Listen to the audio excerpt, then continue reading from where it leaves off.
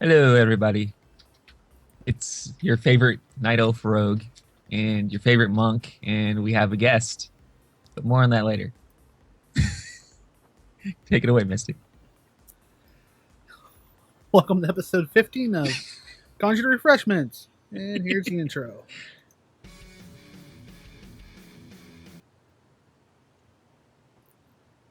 Apparently, the intro didn't want to go the whole way through. So Broke the intro. yes, as Mike said earlier, we have a special guest. Hopefully, we'll be able to bring him back. He is very knowledgeable on many different things. If we're lucky. Yeah, if we don't scare him away.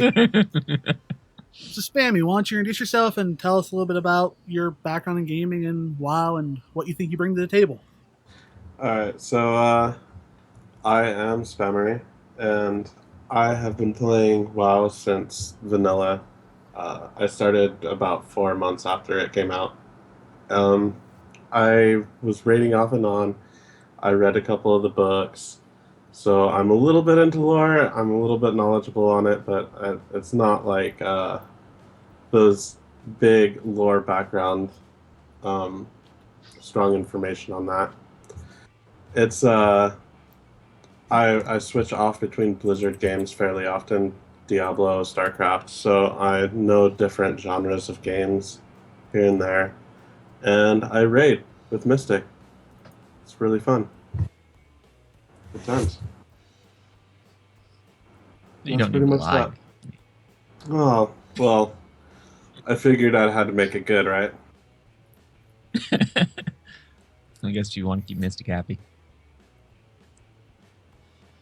I have to. Gotta keep my loot rolls up there, right?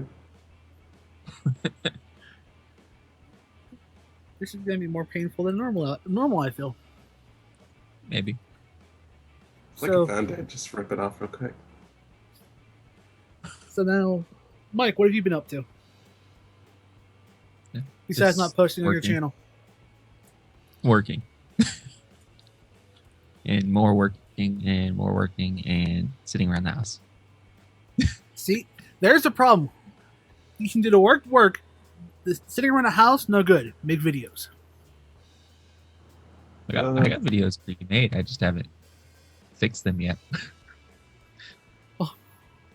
Fix them. Your fans want them. Well, I gotta change the file destination on pretty much all the videos I had ready to go because of reinstalling Windows. Oh, fun. File transferring. Yeah. So Windows is like, where are these files now? It's like, in the same place, except one word has changed in the file path. Why don't you just change the drive's letter? No, it's not the letter that's changed. It's the user's username. Because Windows tricked me. Oh, yeah. So hold on. Microsoft tricked the rogue. Well, I thought they would let me choose my own username for my computer after I logged into the Windows Live thingy, but instead it's now my Windows Live username instead of when I was going to pig. So now my username folder is changed to EXTRE. It's not even the whole username. So, yeah, wow. That's caused some problems. That's Windows. Well, it's causing some problems from stuff I brought over from the other Windows. Yeah. So we have an ETA when we can start seeing videos on your channel again? Maybe next week. Cool. We do have to get together and record some more stuff because I'm down like the last file of Terraria, I think, and the last file of Minecraft. Yep. Have to render out. Work gets a little bit in the way of stuff, but hopefully by mid next week, during one of my days off, I'll have something put up. Anything else you want to say? Other than Mystic sucks, not really. Thank you. You're welcome. So, I don't know if you saw, but I posted a video yesterday about going down to one video a day, Monday through Friday, opposed to my normal 2. And that's to help alleviate the drought that could potentially happen if I ever find a job, because that's not working out too well. So, yeah. I also announced now that hopefully Spammery and my spam. The other guy, This guy. aka Table. Yeah. My in-game name. I told you to come down to that, man. I warned you beforehand. No, it's fine. It's fine. Everybody will Just get call them over it. tables so we can flip them. Hopefully we can do some stuff together, co-oping games or talking about stuff general for games for World of Warcraft. Hopefully we can do something like that. Oh yeah, gonna happen. And Planned. Okay. We got a release date for this, guys. It's gonna be soon. TM. And Blizzard's lawyers knocking on our doors.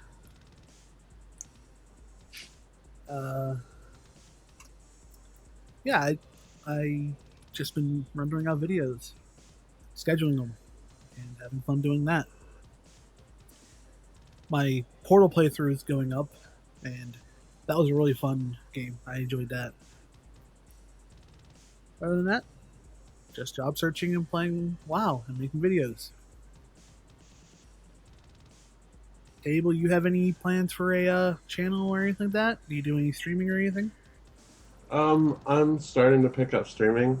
I feel like that's gonna be one of the things that I'm gonna be focusing on is just streaming for now. I will go into videos later, but that's for another time. Don't really have the time necessary for that right now. And is that streaming on Twitch, YouTube, Hitbox, what?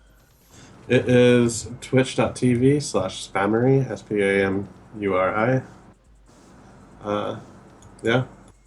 I believe I have a YouTube account. I'll figure that out later. I love that. I believe I have one. All right. We ready to jump into today's topics? No, but let's do Yep. it anyway. All right. What we're going to talk about this week is patch 6.2.2 went live and the Dragoncon 2015 info, because that was more information than we got at the end of Gamescom. The info is real. You got information Yeah, we What did. from Gamescom? Oh, wait, you mean I don't remember at the any Gamescom? information from Gamescom. We got it at the beginning-ish of Gamescom whenever Blizzard announced Legion, and then it was nothing. Except I for wouldn't call that information. Just random babbling about stuff that slightly may be interesting. All I remember is just green. Green everywhere. That's all I remember. but there was a lack of Orxo. That was a plus. Yes. They're finally getting out of that era. It was like since Cataclysm, right? I think so. I didn't play much of Cataclysm, so I'm not entirely sure. Yeah, Cataclysm. They started Yes. changing their It started ramping. all the It started ramping up orcs. in handling. Handling. It started ramping up, and then it was Super Orcs galore. All right, so with patch 6.2.2, we're finally able to fly if you complete the Pathfinder achievement. And the great thing about the Pathfinder achievement is it's account wide. So once you get on one character, you never have to do it again, thank God. The quest part was okay. The discovery thing was okay. Doing all the garrison missions, fine. I didn't care for the treasures, and I did not care for the reps. It's mostly the It's reps flying. for me. But since the flying was enabled, my shamans hit 100, my mages almost hit 100, and having fun just looking at the world from up high, looking at all the mountains that you couldn't climb before, how much detail are in them. That's what I liked about flying. Being able to be above everything and just look at all the hard work that they've put into these zones. Oh yeah, and it's kind of a shame that they didn't express how good it would look too, because it was more or less just, hey, you're able to fly, just get out there because you guys requested it. But no, it looks amazing. Yeah, that was my favorite thing doing once it got released. Just flying, looking at these mountaintops, and there are just like little chairs or campfires just on these mountaintops with no other way to get to them. Just little details like that I really do enjoy. Yep. I haven't taken to the air yet.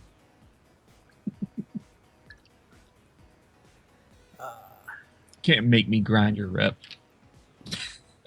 Although, if you don't have it, the Dark Moon Fair is coming up.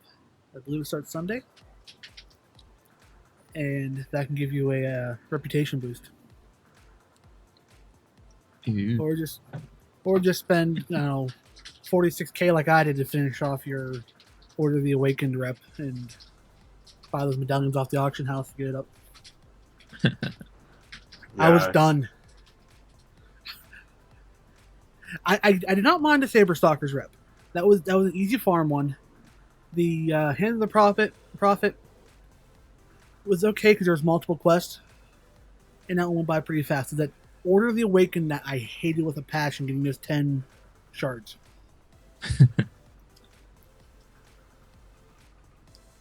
You have anything else to add about the flying in Draenor?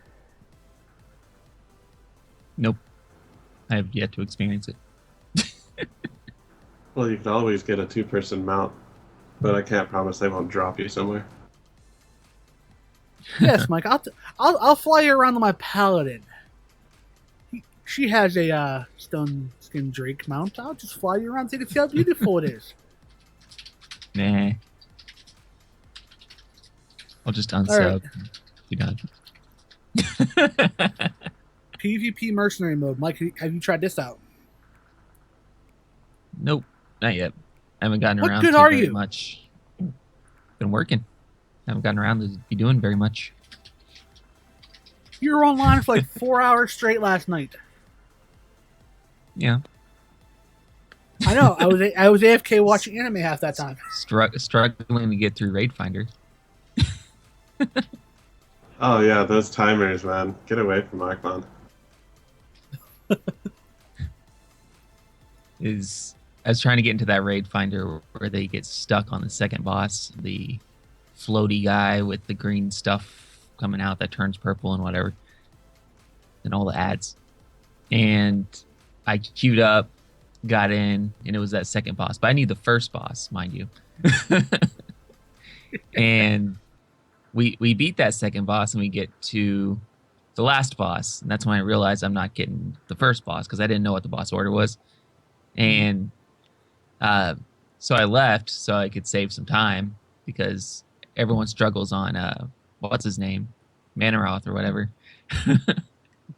So I queued up again, got right back into the same one, and then left that one, queued up. Like 30 minutes later, got right back in the same one. Are you serious? They were still working on that boss, and that's when I gave up. Manaroth, that's the big void-looking dude, right? Which one's That's Manaroth? I may be saying his name wrong. It's the demon that the orcs drank the blood from originally, and all that.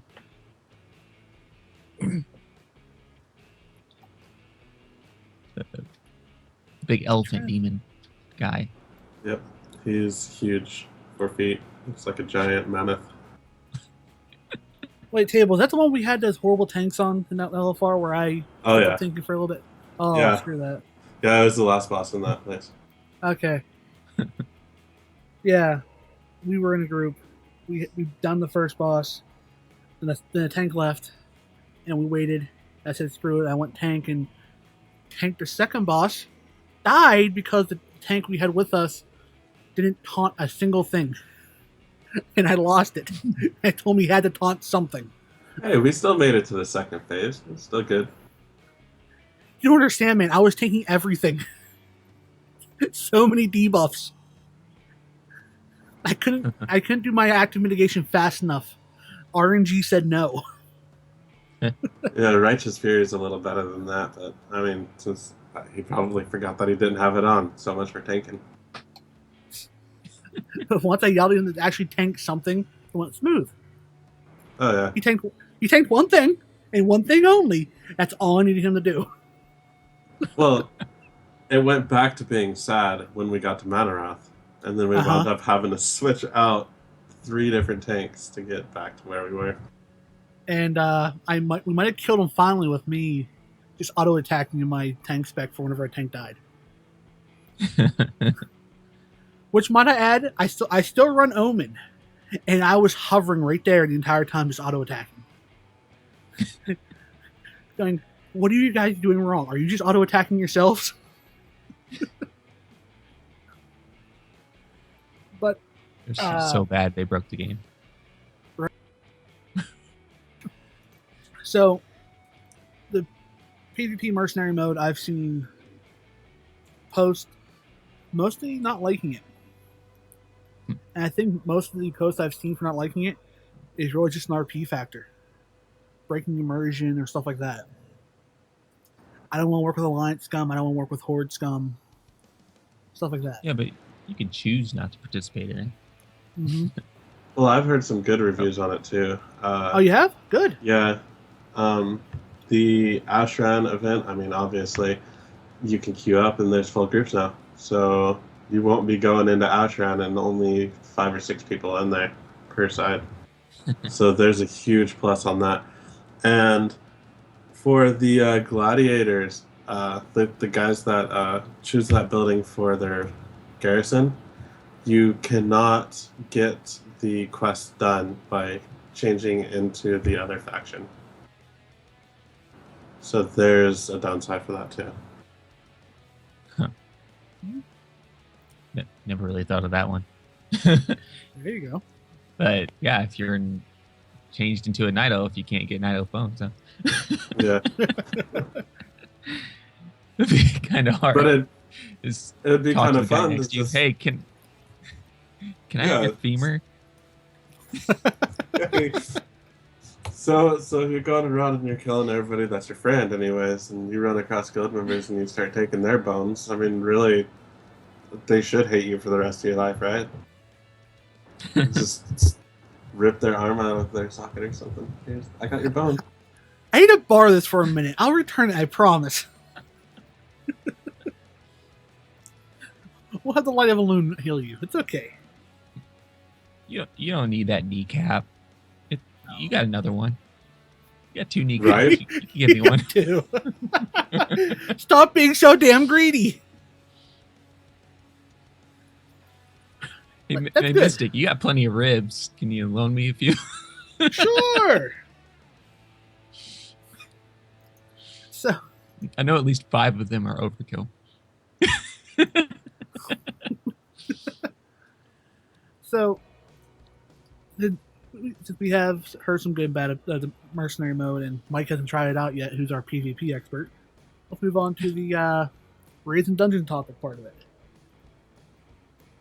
New time walking rewards. Now when you do a time walk, you get a badge, a brand new system, never seen before. Unique icon too. You get 5 badges per boss. Last boss after you beat it gets you 10 for the queuing up, and once per event you get a quest to go to either Shat or Dalaran, depending on which time walking event's happening, and you get 500 badges, which is great. The mount you can get or the pet you can get will take some time and investment to get this stuff. You actually got to save up. No. I think the mountain is 5,000 badges. Unless they lowered that. Oh, not so far.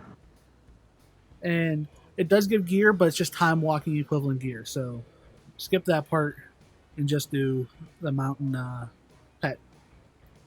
Blizzard did say that this was for a catch-up mechanic for alts, which is good.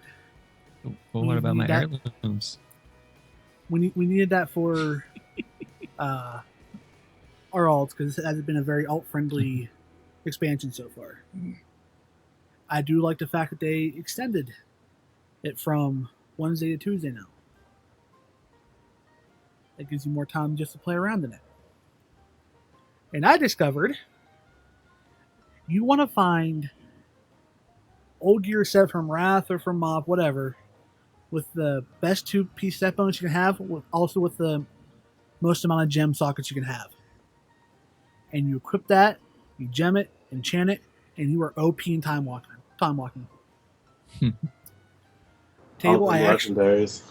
Oh yeah, I actually went around, got all my my most socketed items from Mop because I couldn't find any Wrath gems anywhere, auction house or whatnot. And there were multiple times I was pulling like 17k in time walking. Oh, that is just ridiculous. That's with the weapon with the legendary gem in it from Mop, the DPS cloak, and the tanking meta gem from Mop. Doesn't the cloak have like 3 slots for gems too? One. Oh, just one? Alright. Yeah. But that, and the reason why I took the tanking one is because I was giving up a lot of my normal mitigation. And I didn't want to be hit too hard in Time Walker.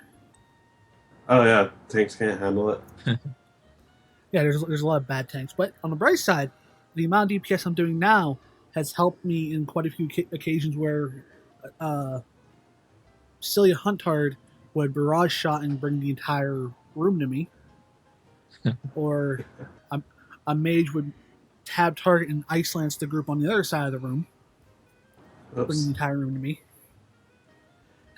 So I've been able to use the extra DPS to actually down that stuff while popping mitigation stuff and defensive cooldowns and a potion and whatnot. I do want to clarify that was not me. Yeah, it was not table this time. It'll be even more fun with survival hunters and they're the harpoon shop. Right? I even gave up a tanking trinket and took Deathbringer's Will from Heroic ICC. And every time that procs, it's just like, well, ads are dead.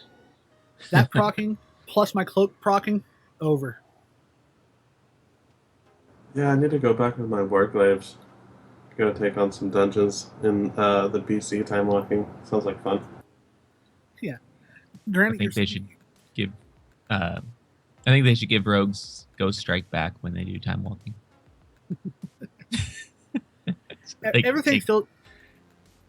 Everything still does scale down, but the gem scale downs is only 2 points. It wouldn't be as bad with the Wrath gems, but there was no uncut gems on the auction house. You can't buy them anymore. You got to prospect them, and I'm not buying titanium ore for 500 gold.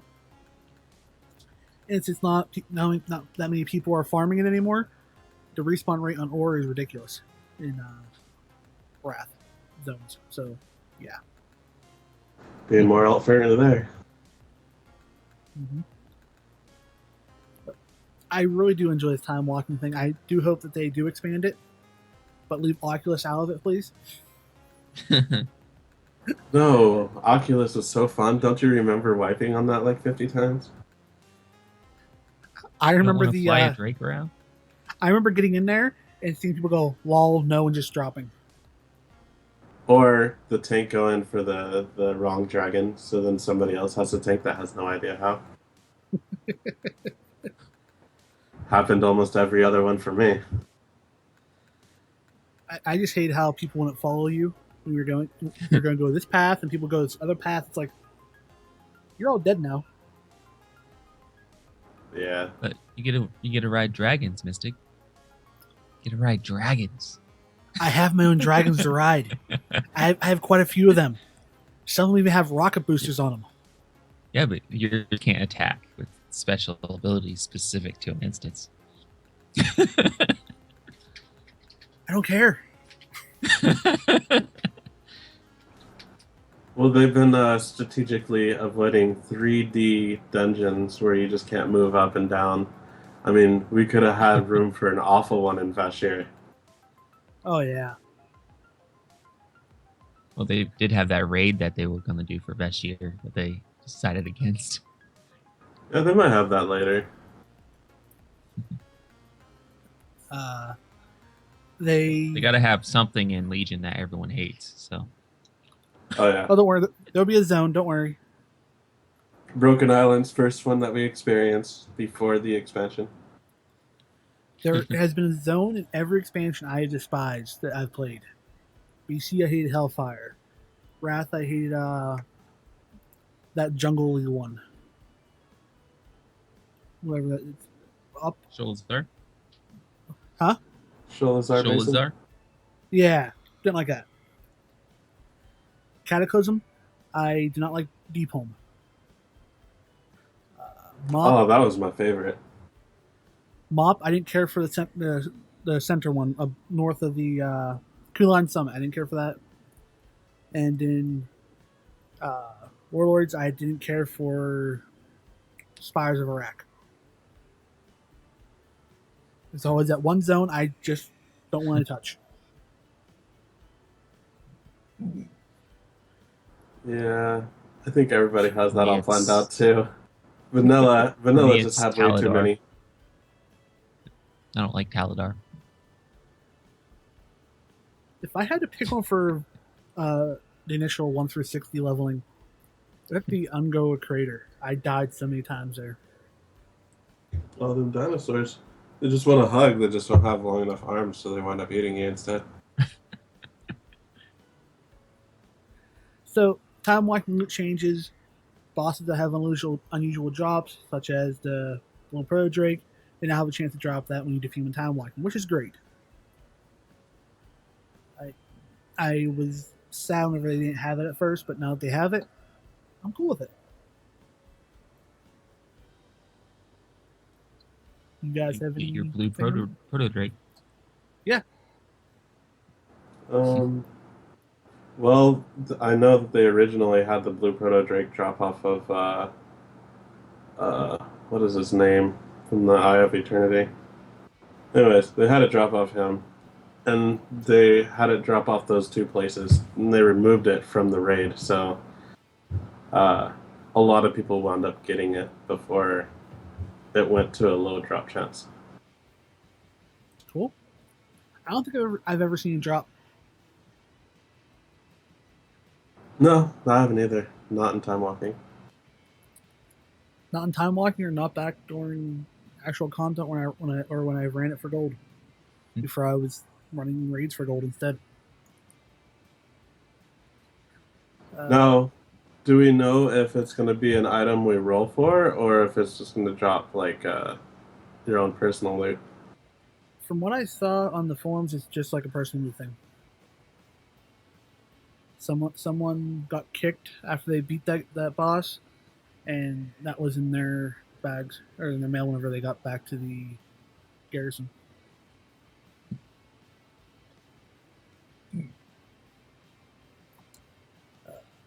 Some Hellfire changes, fix issues where players not excuse me, adding back to the threat list after dropping out of combat from accepting a battle res.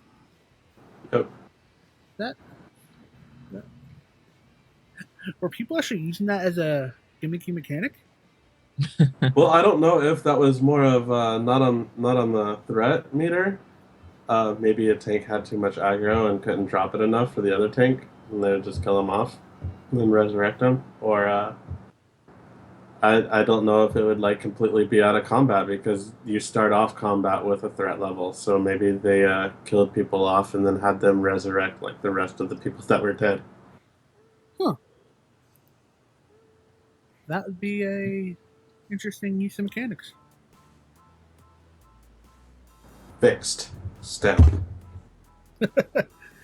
Another one, fix the issue where the first raid encounter in Hellfire, the chest would incorrectly appear opened.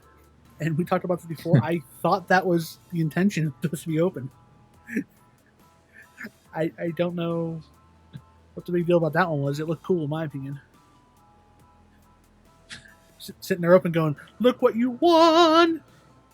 Oh yeah, they could have added more light to it too. Yeah.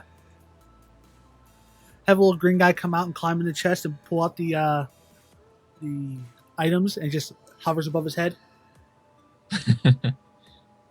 Please tell me you guys got that reference. The Zelda reference. Yeah, there you go. Take this with you. It's dangerous out there. It's dangerous to go alone. Fix an issue where Tyron... How do you say that last name? Anybody? Mike? I'll take a stab. Valhari? Go. Sure. Cannot be clicked if there is any ancient enforcer, ancient hearthbringer, or ancient... What's that word? Sovereign. Near her. I didn't know it was an issue. I had no idea. Unless it was just like a normal or heroic or mythic bug only. I never had an issue in LFR because we all know how people in LFR kill ads. Well, people in LFR, we all use tab anyway, so. For the most part, even during normal tanking, unless I'm doing for a specific ad, I'll just tab target to get thrown and everything. I'm a mage. I just AoE everything. If I happen to hit it, then it's good. Throw fire at it. Maybe it'll die. They made a change to Dungeon Finder to make it so we want to run heroics more often. Completing an additional random Warlord's Drain or heroic after the first one now awards 50 garrison resources. Yay! Who needs those? I'm capped out on quite a few of my tunes. Even the tunes that I have that are not even 95 are capped out on garrison resources. This is a couple months too late. That should have been months ago when we were still caring about garrison resources. Oh, once you hit 100 and you made whatever buildings you needed, garrison resources weren't even a thought. Yep. Mike, take away the PvP stuff. Ashran now has a deserter mechanic. Upon entering, players receive a 5-minute buff called Ashran Tour of Duty. The player leaves an Ashran match before this buff expires. A 10-minute debuff called Recreant will be applied that prevents entry into another Ashran match. So, Well, our native PvP, how do you feel about this? it's I never really thought of Ashran needing a deserter debuff, and I kind of thought it did anyway have one because I don't know. Battlegrounds have it, at least If you last leave- I remember. Yeah, if you leave Ashran, there's usually a reason for that anyways. It's not like I'm going to find another group, right? Yeah, it's like usually anytime I've heard anyone leave Ashran, they usually say, I'm going to leave Ashran and come back in an hour and see if it's any better. So I don't think the deserter debuff will really matter that much. So you're thinking the debuff should be increased to like an hour and a half? And if I cared more about Ashran, maybe. Just I think Ashran that, at this point is this thing that Blizzard has tried to push on people that had potential to be good, wasn't good. They continue to try and fix it, and that doesn't make it any better. And it's just meh at this point. It's pretty much I would have rather had another battleground map at this point. Yeah, to put it in different terms, it would be so let's have a PvP map with PvE in it. So then we're mixing exactly what we're trying to take apart.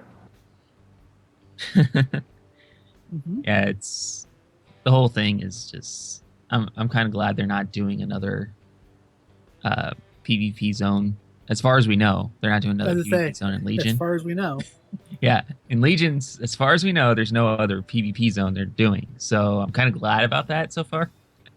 If they announce one later, then I'll be just like face palming as they announce it. But Well, as long as I, it's alliance versus horde and not, oh, here's some ogres too, and here's some gnolls, and here you can do some quests over here. I mean, I think Wintergrass was amazing. I thought that was a good one. yeah, with all the events that you have to do, it kind of almost feels to me like it's Dark Moon Fair's PvP area or something. Oh, that's nice. Like, let's go race around the pole. there you Let's go. just race each other. And so, really, I never really cared for Ashran, and that's one of the reasons why I don't really go there much, if at all. I think I went there like 5 times maybe after the launch, and then got tired of it. Yeah, But I used yeah, it for defenders.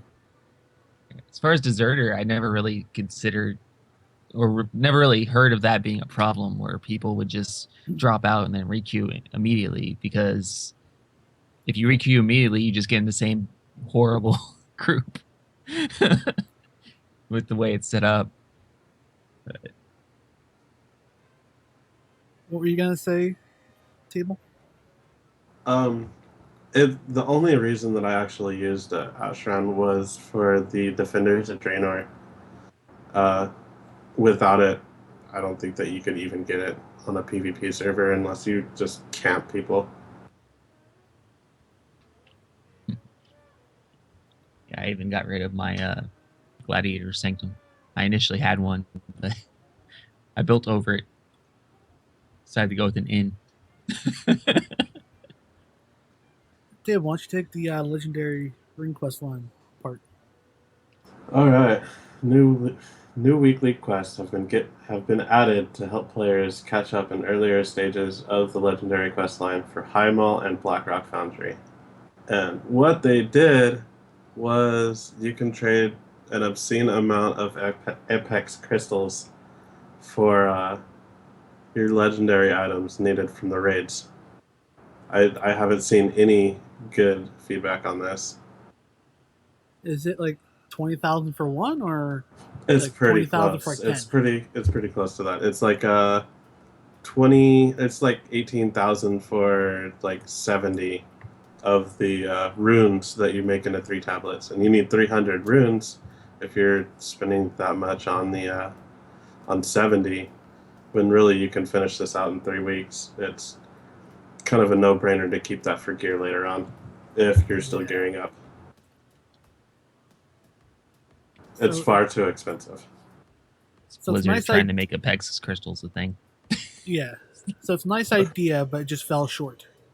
Yeah, it would have been so much better if they would have made maybe slightly larger drop rate, or maybe uh, I'd say even just lower the amount of Apex crystals that you use to buy it, and you can even lower how many runes you get from it. I mean, as if it's 5,000 Apex crystals for like 30 runes, I'd be happy with that because I'm really close. I'm just going to top it off. I would choose that route. Now, I think what they could have done alongside this, or might even be a better idea, is like back in Mob, whenever you were on a different part of the quest line, you got the item you needed no matter what raid you ran. So as long as it was that or above. Yeah, yeah. So they usually moved it on to 2 wings later. So it's like if you still needed to run Throne of Thunders and get your legendary items, well, you can go to Siege of Orgrimmar for the first 2 wings and get that. Yeah, I wish I would have done something like that again. In Yeah. conjunction with this, or in conjunction with this, or besides this. A higher drop rate for sure. That's what I'm going for. Mike?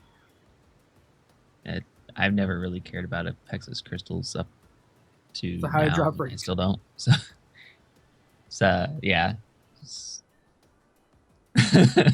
I don't like the Apexis crystals daily, so yeah, higher guard. I haven't really been out the Tannin jungle enough to see what the Apexis crystal stuff is out there, but All right. Well, bonus events now begin early in the week. On Wednesday, end date remains the same, so it's more time to complete the bonus objectives in the bonus event and check the in-game calendar for the new start times. Again, I really enjoy this. I just wish that we got more time for time walking in there, because right now it goes a time walk or something, time walk or something, time walk or something. So Yeah, we're yeah, about to have time a long once a month. period without it. yeah, yeah, I'm gonna miss it. It comes like once a month, and then it's like,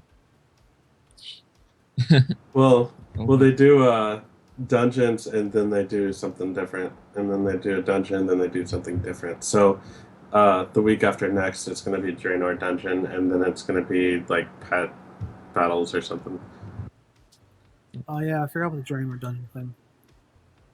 which is I did not. nice.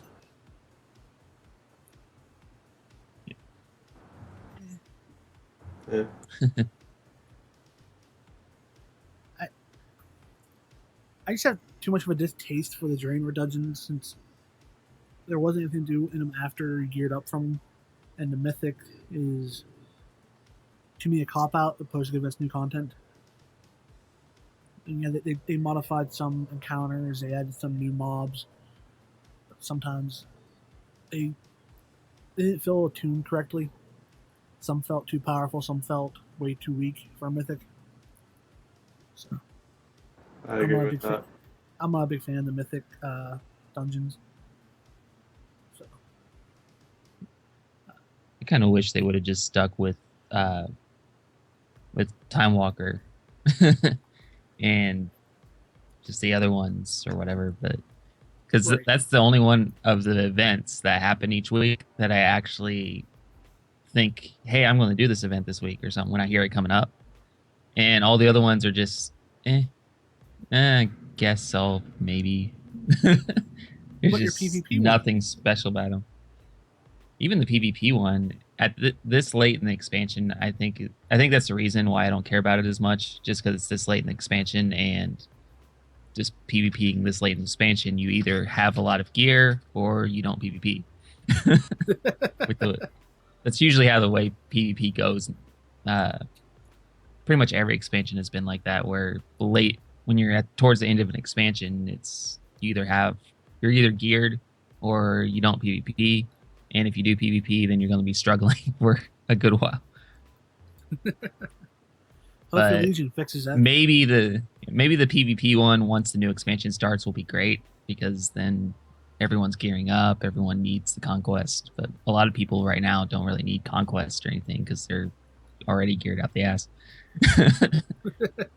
Like I'm in On that top, full top tier conquest gear. What do I need conquest points for?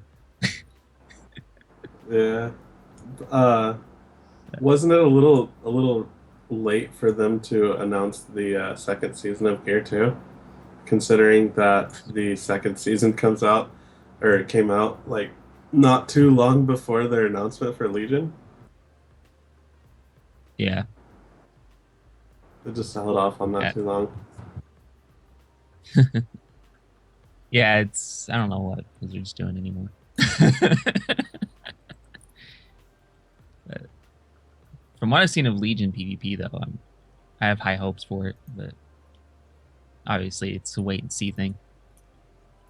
So I'm kind of Yeah. wondering what's going to happen to that event because it kind of looks like they're getting rid of conquests, or they did say they're getting rid of conquests. So there won't be honor or conquest. So is that event going to change to where you get more PvP XP or something like that? Or Well, the question is what are they going to do with arenas, since all the experience you want is going to be in battlegrounds, because you're killing more people. yeah, that too. They could increase the experience you get from arenas. Yeah, Make it more viable to unless do they're arena opposed to battleground. unless they're planning on just making it where if you want to do arena, you could do arena. They're all skirmishes, whatever. That'd be funny. If you want to do arena, if you want to do the higher tier PvP, then you could do that. It doesn't give you any more experience or anything. It's just for because you like to do it. Nah, Blizzard wouldn't do that. No. No. They added a new in-game event vendor who just sits there, and if you have currency from Hallow's End or Feast of Winter or whatever, you can just buy it from them now. Which I think is pretty cool. It's just a little gnome sitting in your garrison in front of your fountain. You want to buy my stuff? Please buy my Pretty stuff. Pretty much. Don't trust those gnomes. I'm telling you.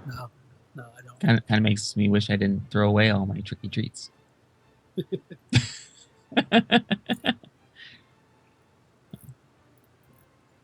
They made so you can correctly finish armory at Storm Shield. They removed a stack of objects floating outside the armory at Stone Shield or Storm Shield. Yeah. I thought the mages were just doing something funny with the floating things, so I just thought it was part of the immersion. Table, what were you doing? Well, you know that table that was floating up there? Yeah. Yeah, that happened to be my table, and I stole it from somebody. And since they were a gnome, I just made it levitate, and they couldn't grab it. So they had to bring Blizzard in to fix it. Yeah, they had submitted a ticket, got it all figured out. It took, you know how those tickets work and how long it took. They fixed the spelling error on Frostfire Ridge's map.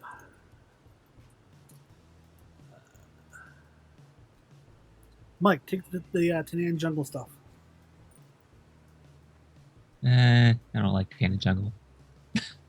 That's behind the doors of the outdoor version of Hellfire Citadel awaits a new rare elite with a special drop for world PvP enthusiasts. The Spike Toad Booterang. That one I actually kind of like because it's kind of a nod to Burning Crusade when you went to the Netherwing Island and you threw around that Booterang. Okay.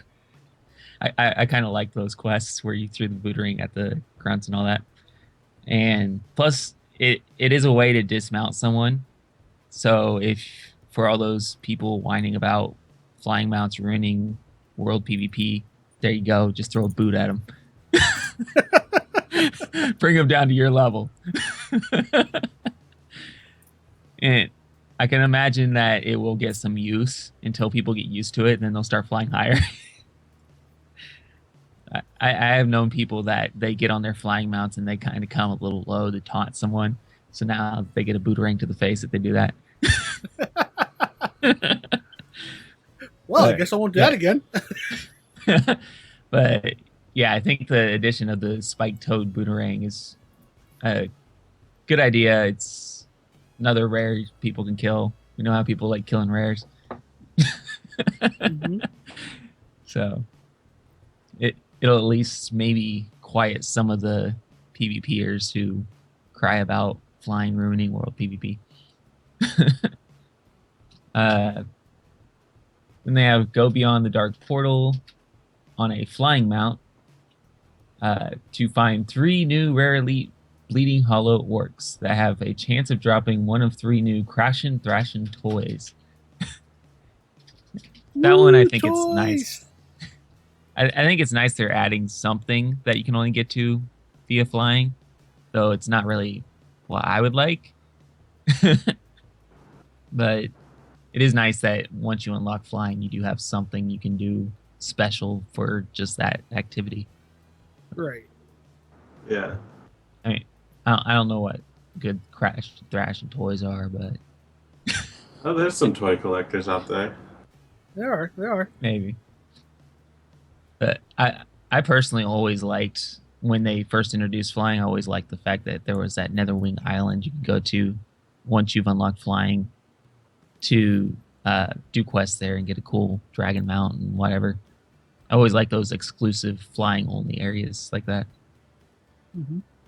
So that's kind of what that is, just not as interesting. Um,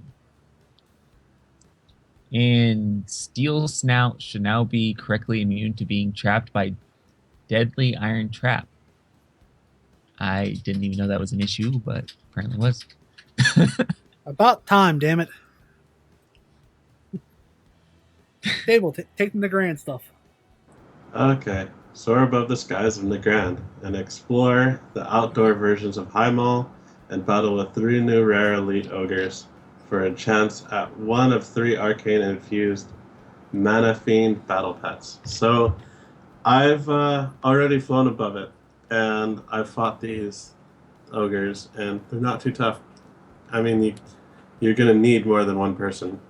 You're gonna need 3 people, and it's fairly simple.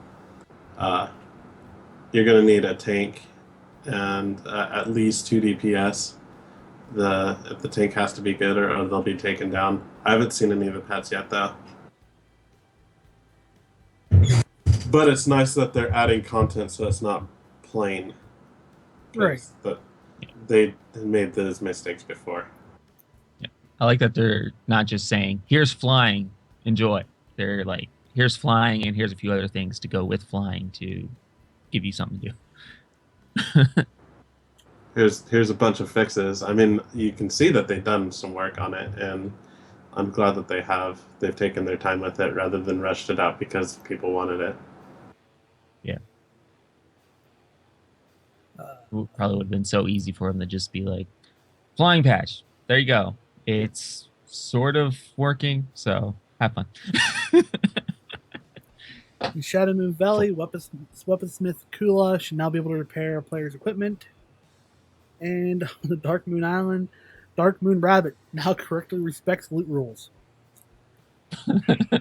Damn rabbits. A rabbit. Yeah, that rabbit's dynamite. Not as bad as the penguin in Brawlers Guild.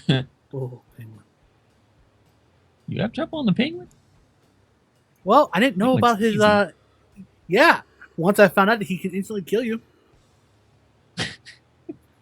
I'm like, oh, I hit him, he falls back. Okay, cool.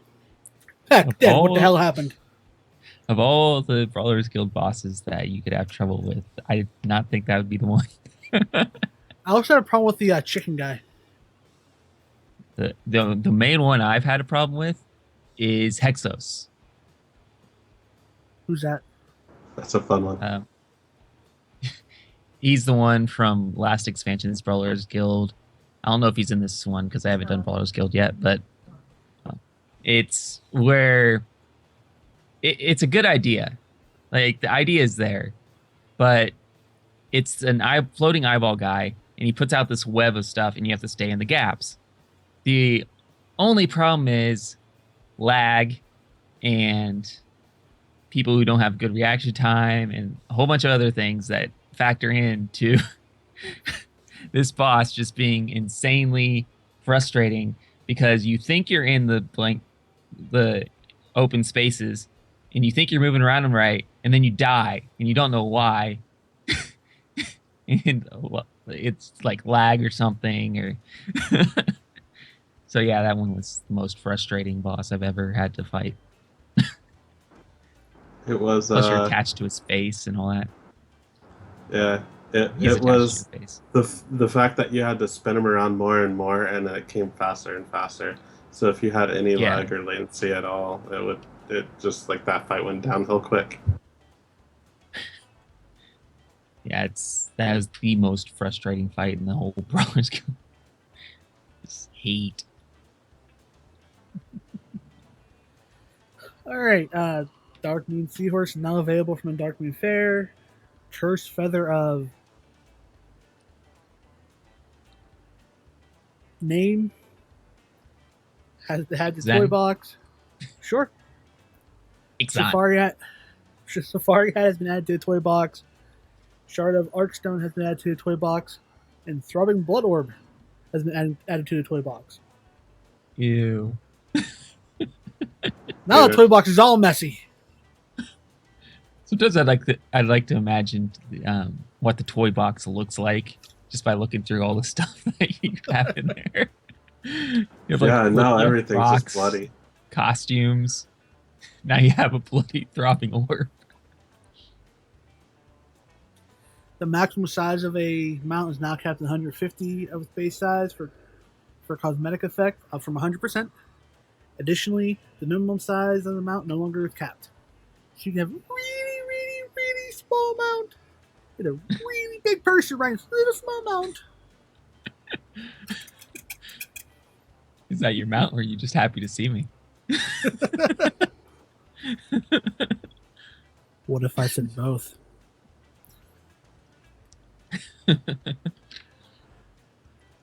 Table, take away items. All right. Something about tooltips. I hope they fix those. Okay, tooltips for items that have been empowered or created by baleful tokens now have a baleful and/or empowered tag. So I guess you just move your mouse over and now it says that it's empowered. Didn't it ever do that? I guess not. I think it just said the name of it. Huh. Uh, Shows how much I know. well, yeah, that's one of the most important fixes out there. Mm-hmm. Baleful rings, neck trinkets, and cloaks should now always create an item that has bonus armor for tanking loot specializations and spirit for healing loot specializations. That's nice because I've seen a lot of tanks roll those items and not get anything that they can use because it doesn't have that bonus armor on it. Yep, I was one of them. On Yes. both a cloak and a trinket. Speaking of wasting your Apexis crystals on your legendary item, there's another way to just throw them out the window of doing content that, we all love. Unfortunately, at least for my spec and my class, a lot of baleful stuff is best in slot until heroic or mythic. Yeah, those are really good when you upgrade them. Alright, Preserve the Awakening should no longer despawn at the end of the raid encounter without resurrecting or a raid or party member. I don't know what that really means. Do you guys have any idea? Nope. Okay, well, there's that. Hope you guys are happy with that. It's fixed. Yay! Guys, it's fixed. Yeah. Medallion of the Legion is now only usable in Draenor and ensures player receives the appropriate reputation bonus from having a level 3 trading post. So, now you can only use those in Draenor? Okay. I didn't know what was stopping us from using them in other places for rep. Well, I think what was happening is if you were in, say, Stormwind and bought the medallions and used them there, and you had this level 3 training post, you won't get the additional rep from it. Oh, right. Where That you does had to make be sense. on the Draenor continent or time zone or time fabric thing to use it. You guys have to like me. I'm over here now. Yeah. Yeah. Reigns of the Thundering Ruby Cloud Serpent no longer has a reputation requirement for the August Celestials to learn. I'm gonna go get that. Fixed an issue with Wild Gladiator's Insignia of Dominance tooltip. Michael, did you have any issues with those? Like, if you put your mouse over it, did it show anything wrong? Okay. Fixed an issue with the Gladiator's Accolade trinkets that gave a bonus to a secondary stat were incorrectly providing double the stated amount. I read up on that a little bit, and it just sounded like some people were doing ridiculous damage in PvP because the trinkets were just so broken with double stats. Oh, wow. Good times. Yeah. Mike, take the Garrison stuff away. I don't like Garrison's. Skip. Neither do I. Go. A new events coordinator can now be found in your level 3 garrison. Visit the coordinator during Hollow's End or Feast of Next, we Wintervale talked to about obtain this already. garrison. Skip. Paulus, Apexis Predator. What? Apexis Predator trait should now correctly encounter aberrations or furies on garrison missions. Okay. For those of you still doing your follower missions, there you go. And who aren't using a add-on to just get 100% everything, there you go. Yeah. And see, I can't do the shipyard. I can't answer this one because I burnt mine to the ground. Remember? Ship equipment items now have naval equipment in the item tooltip, enabling it to be searchable through bag search UI. That's a thing. Go Blizz. That is good. That is good. That way you don't have to know the exact Yeah. name of the item. You just type in naval equipment. It just shows you everything. Like your Yeah. voice storage, type in head. It shows you every headpiece you have. Or neck, shows you every neck piece you have. Why you're putting a neck piece in voice storage, I don't know, but that's beside the point. I like to put my neck in the void. Fixed an issue where completing naval missions at the naval command table did not cause the garrison report icon to stop blinking. That'd be annoying as God. hell. Yeah, That happened. Was to me. happening for so long. Every time I logged in. Yeah, that happened to me the other day, and I'm just like, stop! Stop blinking. Target marker icons have now been disabled in public chat. Okay. I don't see an issue with that. People were getting very good at spamming that shit, though. Although, I logged onto the PTR to play with flying, and I figured out how people did it. I never knew how people were doing that. So right when you figured it out, they took it away. That's nice. Yeah, but it's in public chat, so I can still do like raid chat or guild chat or our channel we have created for when we were co-oping with guilds that don't exist anymore. That's it. /ignore. Bitch, I'll do those raid warnings.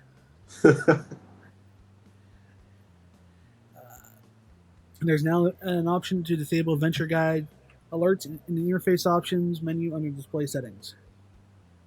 I can see that being annoying on your second or third character and so forth. Yes, I already know what I gotta do. Stop trying to tell me. Yeah, it's pretty annoying. Achievements. Let's see. Add a new mount for doing 300 mounts, 200 titles, naval mechanics credited, blah blah blah, naval, blah blah blah. Racial abilities. What else? Arcane Torrent now has reduced cooldown of 1.5 minutes, down from 2. Go on, you all you female blood elves. Silence people more often now. That's all they are. They're just females. Yeah, shut up and look at me. Look at you. I'm looking at you. No. Don't look at me. Don't look at you. Don't look at you. Okay, fine. Oh, I think I embarrassed them. Goblins. Blood elves are never embarrassed. I don't know what you're talking about. Rocket Barrage now has a 1.5 minute cooldown, down from 2. The jump is also the same way. Go Goblins.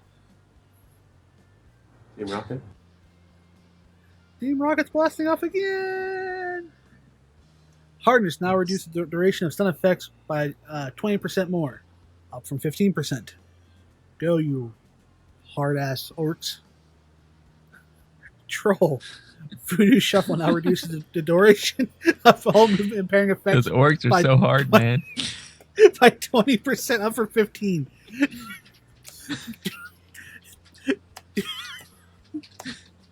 We lost Mystic.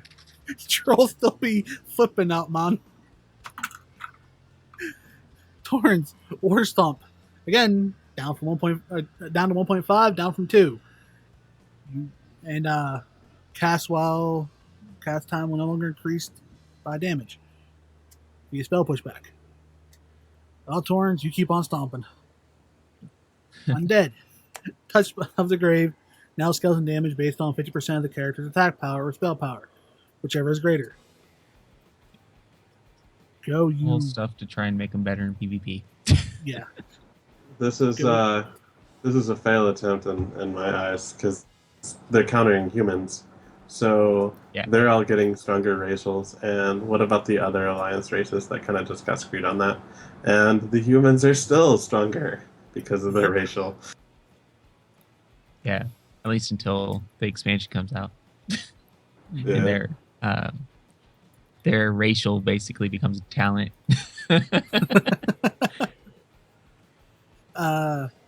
Class changes. Druid. In general, Thresh and Cat form now deals 10% more damage. Because all those feral druids need more damage. Feral, Rake now deals 20% more damage in PvP combat. Rake now deals 20% less damage. They're finally separating it. You've been asking for that for how long, Mike? Since we started this. Maybe This is all we wanted right here. So Separating. The question is on this because it's phrased so weirdly. Does it go 20% up and then it goes 20% down back to our normal damage, or is it 20% down from our normal damage now on that? I'm going to say from what the damage was prior to this patch. So what I would hope would happen is if you are in a raid or something, you hover over it, say it does X amount of damage. Whenever you hover over somebody in PvP, it shows it X amount of damage now. And what they could do to, if it gets confusing for people, in parentheses put PvE. PvP. Yeah. So much. They have the technology now where they change your gear and stuff, the item level and everything changes dynamically as you enter PvP. So they might have the tooltip set up to do that as well. Where as soon as you're flagged for PvP, it just says it doesn't this much now. Or yeah. Rip, 20% more damage, 20% less damage in PvP. Thank you. I feel like you won a hard-fought battle here, Mike. Let's see here. Monks. The tooltip does not show the information correctly, but Blackout Kick now deals 10% more damage. Rising Sun Kick, 10% more. Tiger Palm, now 20% more damage. Yay! Windwalker, Fist of Fury now deals 20% more damage. This is all countering all the nerfs they did to monks in patch 6.2. like, oops, screwed up. Yeah. Who has a priest? I have a priest. Take away the priest. All right. Devouring Plague does 10% more damage and 10% less damage in PvP. Mind Blast, 10% more damage, 10% less damage in PvP. Mind Flay, 20% more damage. Period. Not hindered. Yeah, not hindered at all in PvP. And Screw PvP on that one. And then Mind Spike, 10% more damage, 10% less in PvP. And on that note, for Shadow Priest, let me look this up real quick. Okay. The Clarity spec basically changes your rotation, where you're using these 4 skills the most. Priest will be a little higher on DPS. They've always been lower, but that's because they're utility class, and they also heal on the fly. So, my priest would have been my main right now if this would have been out earlier. Though it's still not going to be as high as the other classes. So, with a grain of salt, this is just giving us a little bit more leverage. Cool. Who has a warlock? I I sort of have a warlock. Take warlocks away, Mike. Sure. Corruption now deals 10% less damage in PvP. Agony now does 10% less damage in PvP. Unstable Affliction now does 10% less damage in PvP. All So they got dots. nerfed across the board in PvP. No, all dots. You can't dot people and run. Yeah. Warriors, Protection, Devastation now does 6% more damage. Shield Slam, 6% more damage. Revenge, 6% more damage. And the armor set, the tier 18 4-piece bonus for Fury Warriors now reduces the cooldown on Recklessness by 30 seconds, up from 25 seconds.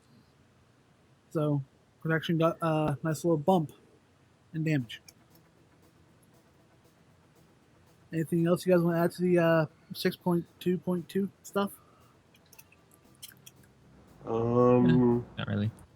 Overall, it's more positive than negative. I like it so far, and Yeah. even though I'm not in PvP, it looks like they're balancing it more. It's a little too late because they're changing the whole system completely in Legion. This seems like just a waste of time and their effort. Yeah. Right. I think the damage reduction stuff isn't so much a waste of time as far as Legion. It's more the stuff that deals with gearing and conquest and all that, because that's what's they're getting rid of. But it'll be interesting to see what happens in Legion with the PvP balancing if they continue down the same lines as they're doing right now, where, as we saw, they buffed in PvE, nerfed in PvP. It'll be interesting if they continue up that trend, or if they later on decide to go back to their old we don't want to make it different in PvP anymore sort of thing, because we all know how Blizzard is. You know how much of a nightmare that would be, changing it back too. Yeah, but I have some pretty good hopes for PvP headed into Legion, especially after seeing the nerfs and buffs on this one.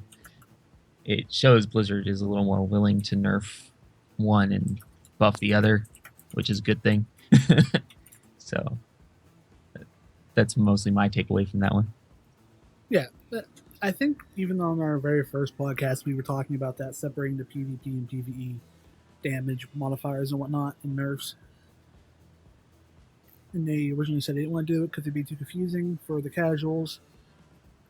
But you know what?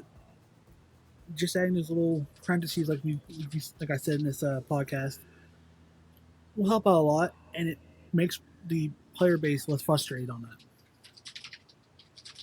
I'm not being punished for an aspect of the game I don't play.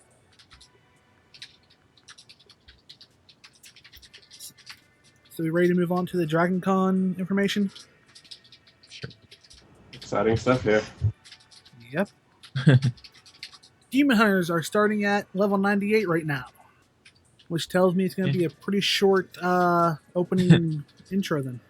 Unless they make the experience very small. Yeah. I'd rather see them make it a lower level and not nerf the experience that much. Well, from 98 to 100, it seemed to still take fairly long time. But in comparison to the Death Knights, they just gave an obscene amount of experience every quest you did. So if they kept 98 to 100 as linear with Draenor as possible, it could be fairly long. Okay. Yeah. And who knows, they might make you go to 101 instead of 100 before you're out. I don't know if I can handle that. Yeah. Change it up on you. I want all my 10 levels in the new content. Oh, wait, it is new content. Death Knights will still continue to start at level 55. Okay, no problem with that. Never really thought that was in question, but I would like to see a feature where, as long as you have a max level character, any new character you make starts at a certain much higher level, so you don't have to deal with all that old stuff again. Oh, but that takes money away. That's the boost that they're getting. So, Right. So I had hope for that too. Demon Hunters will have a short transformation with inner demon visuals. I think this might be the most graphically intensive expansion we've had thus far. Water. Yeah, water.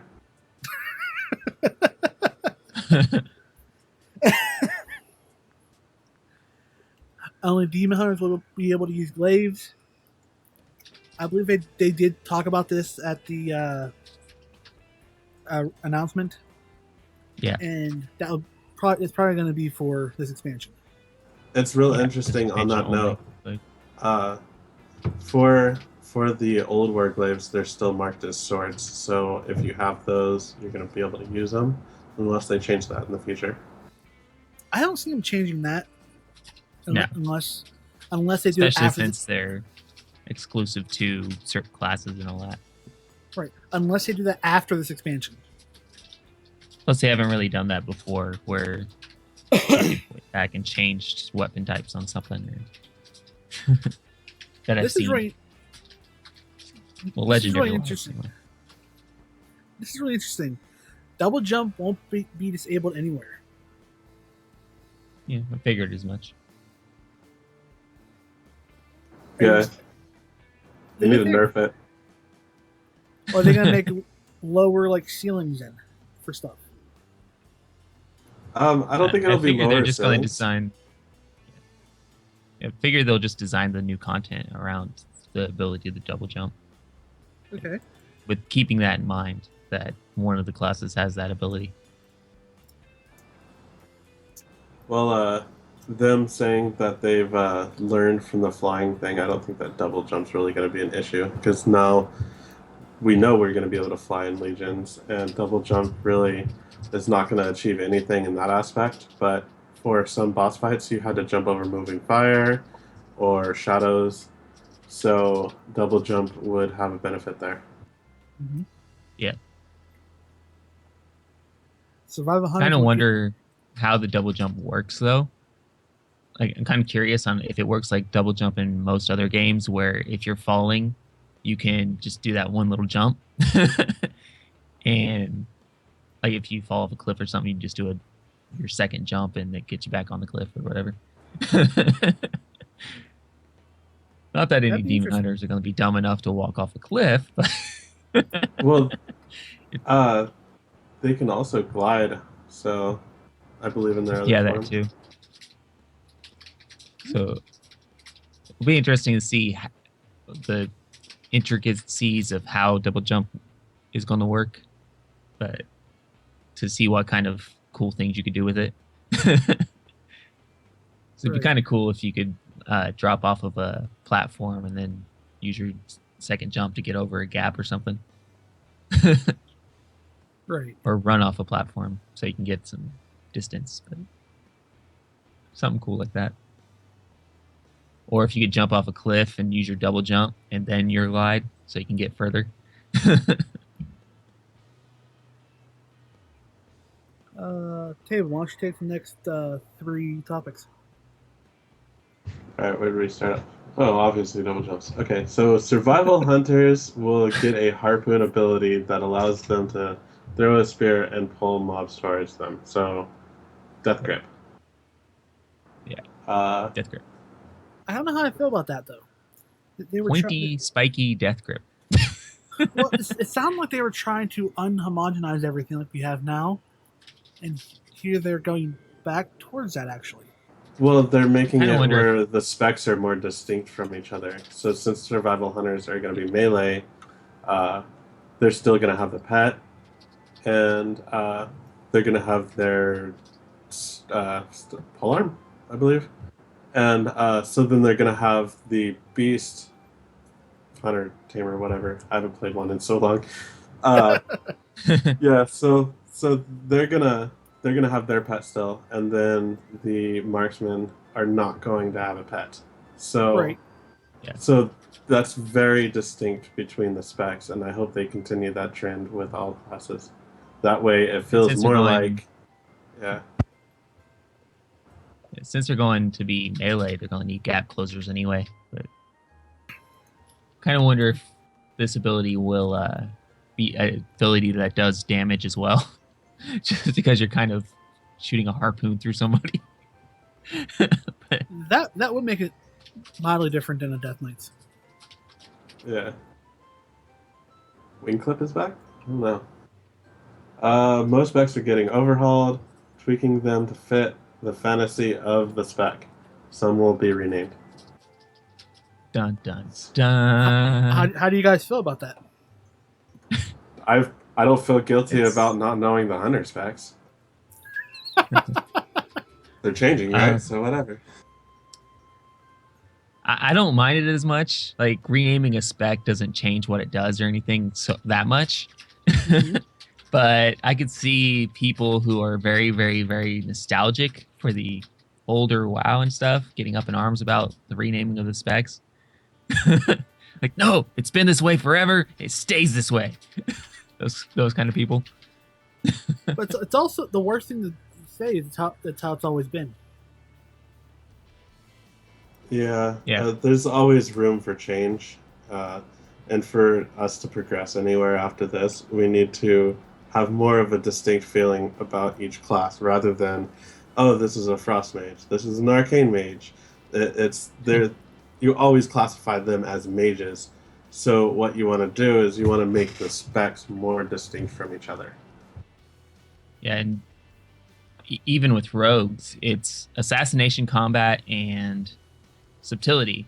And while combat seems completely different from the other two because its playstyle is drastically different, the other two, it's like, what's the difference between an assassin and, well, basically a ninja? And that is actually something I've thought about a few times when I'm comparing the two, is really what is the difference between these two? I mean, yeah, one uses poisons more, but they both use daggers, they both stealth, they both come up from behind, they both. So it'll be kind of nice if they can pull those two specs apart and rename them something else, because subtlety and assassination names seem, just those names don't really seem like they separate each other very well. So it'll be interesting to see what they choose. Like if they just end up saying, okay, ninja for subtlety. Subtlety, we change it to ninja. Assassination, we change it to sniper. Rogues now have a range class. Well, then we can call your combat rogue a swashbuckler. I can almost guarantee they're going to do that, actually. Like as soon as they announce the renames of the specs, I can almost guarantee swashbuckler will be among them. Because every time Blizzard has ever described a combat rogue, they've always said swashbuckler. So it's obviously what's on their mind, even though they don't have a buckler anymore. Well, I mean, all Remember, rogues they are used to in be able combat. to equip bucklers, didn't they? They kept saying that, but I don't remember that ever happening in vanilla. I don't know, because there are no buckler shields, right? Well, there are. They're just called shields. They're not. Yeah, but they'd still have to be classified as a different type of shield. I just don't remember ever seeing. Yeah. I thought I remember reading somewhere where rogues were at one point were allowed to wear shields and or something, and I think it was like an alpha or something that they did it. It probably could have A lot been of things alpha. happened in alpha apparently. Alpha was like Blizzard's drunk night out phase, I guess. It's like it supposedly happened, but when in Vegas, you know. But it'll be interesting to see what comes of this and how well they separate the specs, make them all feel different, and if they Right. even can manage to do that for every single one. Yeah, but it's really important to get out there that it did say just the names are changing. So Yeah. maybe just by name we'll feel a different association with it. Yeah, maybe. Okay, on that same topic, the next bullet is some specs will use a renamed resource, such as Insanity for Shadow Priest. It fits very well. That's cool. Priest. Yeah. Priest, if they're doing shadow magic, they're not really I don't really consider them priests, really. Have you ever gone out? They're more occultists. Well, plus a lot of what the Shadow Priest does is all psychic stuff, like mind altering and mind flay. All that stuff Yeah. is like they're getting into your head. So it makes sense that they're making you insane slowly as they attack you. I wonder if later on they'll get it more in depth to that and change how they'll move really. Because if you have an insane character just standing proportionately straight, it just doesn't seem right either. No, it doesn't. Anyways, uh, this is Rogue. So I'm gonna take this. The sewer class hall for rogues looks great. Not really like a sewer at all. It will have treasure chests. Yay. I guess we're gonna be Ninja Turtles, man. So, so next expansion we're raiding. Everyone has to bring a bar of soap for their rogues. Yes. Well, they can bring Eat. some gold to us too. I mean, if we're gonna supply the Well, soap. rogues get a new theme song. Rogues get a new theme song. What would it be? Please. Be mindful of copyright strikes. Teenage Mutant Ninja Rogues.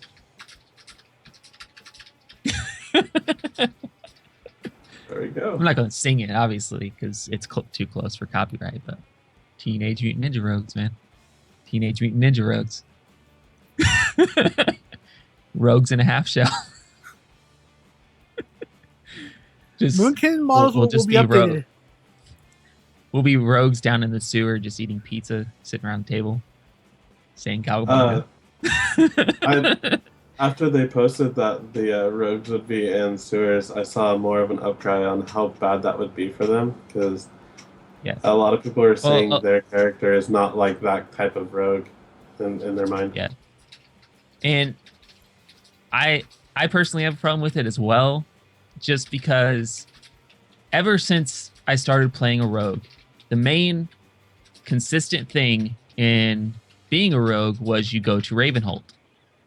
And even for the rogue legendary, you're constantly going to Ravenhold. And Ravenhold is just this huge focal point for all things rogue. And they completely ignore that and put us in Dalaran sewers, which has never ever had anything to do with any part of rogue lore or any part of rogue anything. So it's, and yeah, paladins get to be in Light's Hope Chapel, where that's obviously a paladin like location.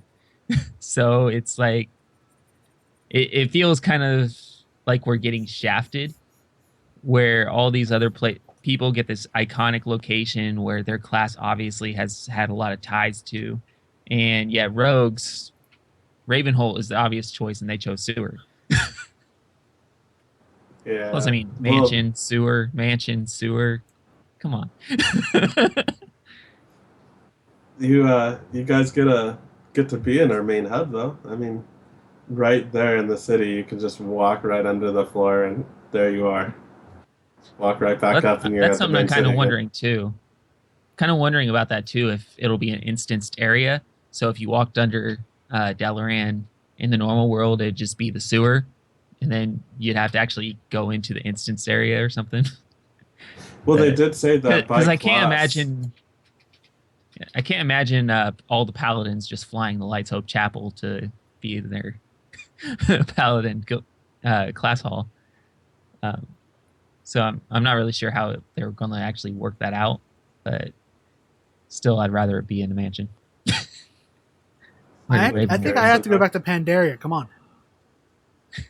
Yeah, I don't think they're going to make us go back to those places, but it'll be interesting if they do, because then you'll just see a huge horde of monks going back to Pandaria and a huge horde of paladins going to the Plaguelands. I think What are all these level 100 though. paladins doing here? With the people going back to the old places, I think that they will make it like that. Because with our garrisons, we had a Hearthstone there, and we had our normal Hearthstone. Yeah. So we'll probably be able to save over in Dalaran for our Hearth and have a class hall Hearthstone. which would, maybe. I mean, really would not be a hindrance at all. As long as, Delarian's full of mages, that one of us can port us, right? I hope they bring the portals back in Dalaran. Well, Yeah. they're going to redo Dalaran. There's no way they're going to have those crappy old textures over in the Legion.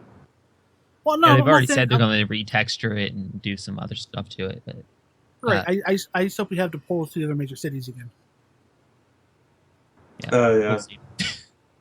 Knowing Blizzard, we'll see.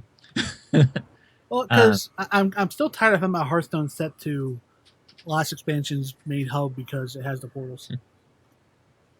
Yeah.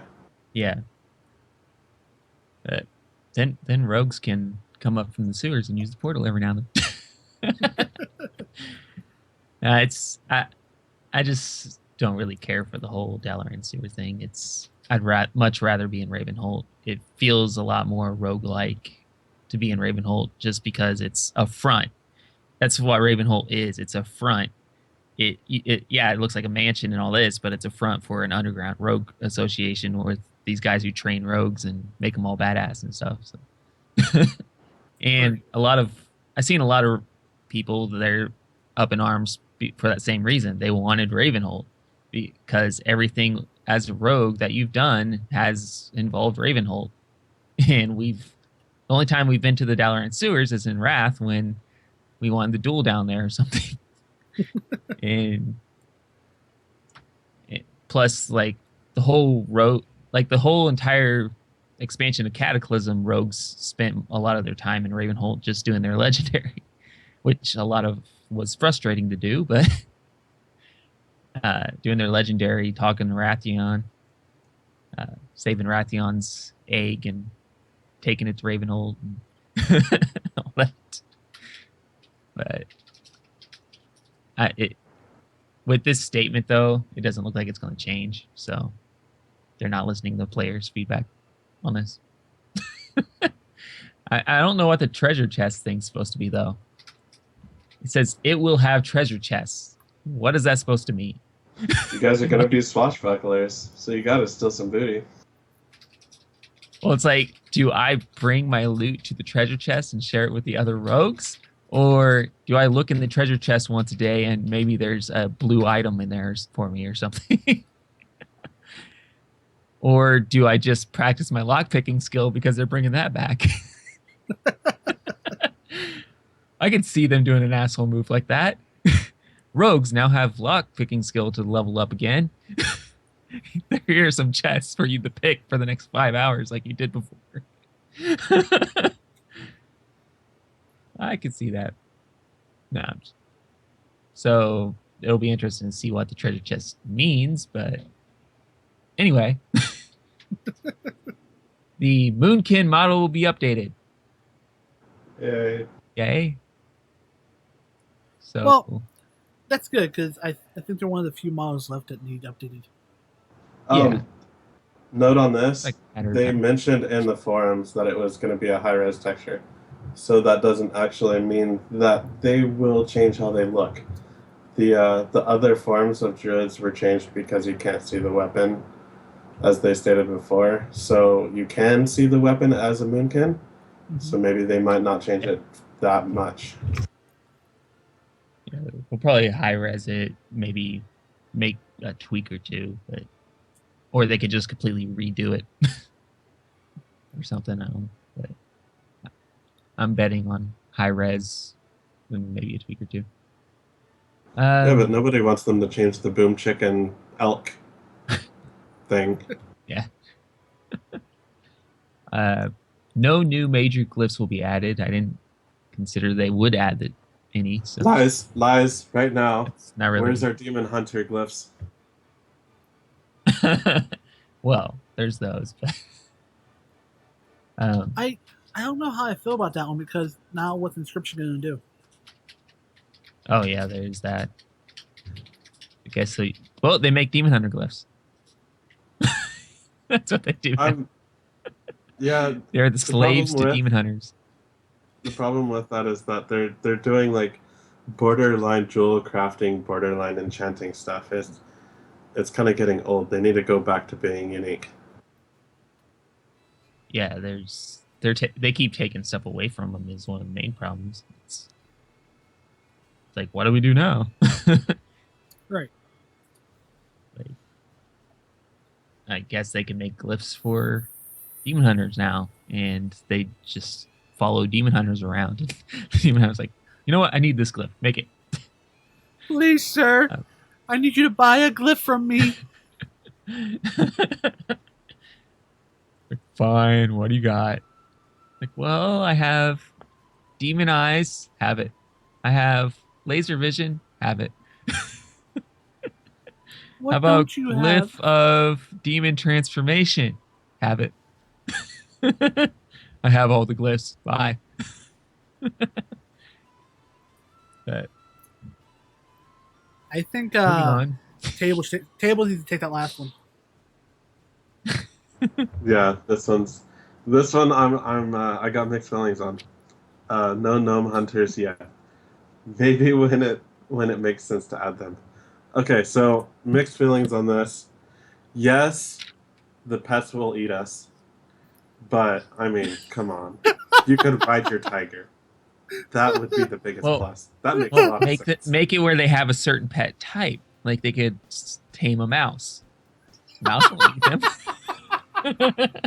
A bunny rabbit won't eat them. Hey, those are Raccoon. vicious. You could have a pet raccoon. Raccoons are vicious. They're vicious little thieves. Could have a weasel. A little pet weasel. I agree with this 100%. So you could have a pet garden snake. Wouldn't go much bigger than garden snake.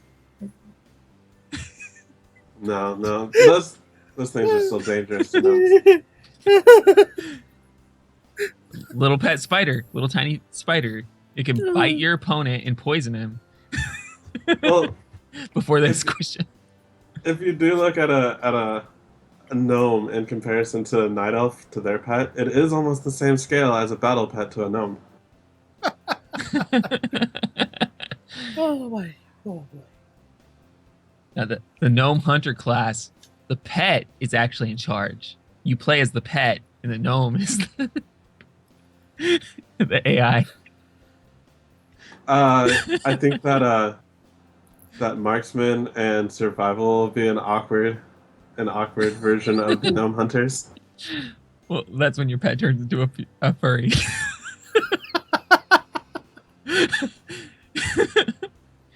Your tiger pet turns into a furry and then just punts the gnome out of the way. Aw, or no. They even get punted by things that can't really punt. the highest level of insult. Oh boy. Okay.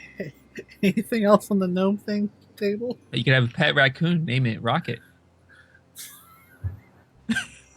Gizmo? Why would I not name it Gizmo? Come on. In memory of. Oh my god.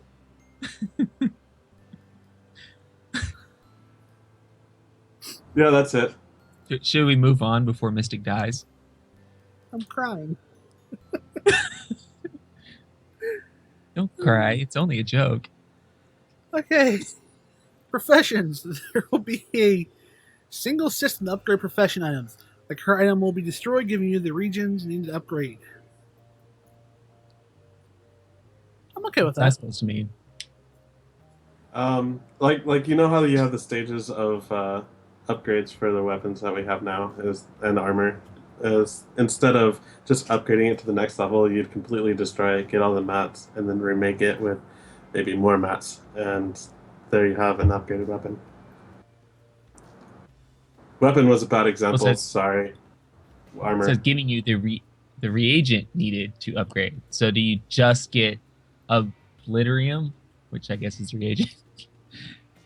But you spent what I'm thinking from this is you're spending all these mats to make an item, and you put it in the machine or whatever they have. It destroys it and makes it into one item, and then you gather mats for the new item. Which Basically what they do now. I mean, we make some kind of upgrade item that we have no idea how we use it. It's just called essence or something, and we just add it to our armor, and it uses the same exact mass, just more.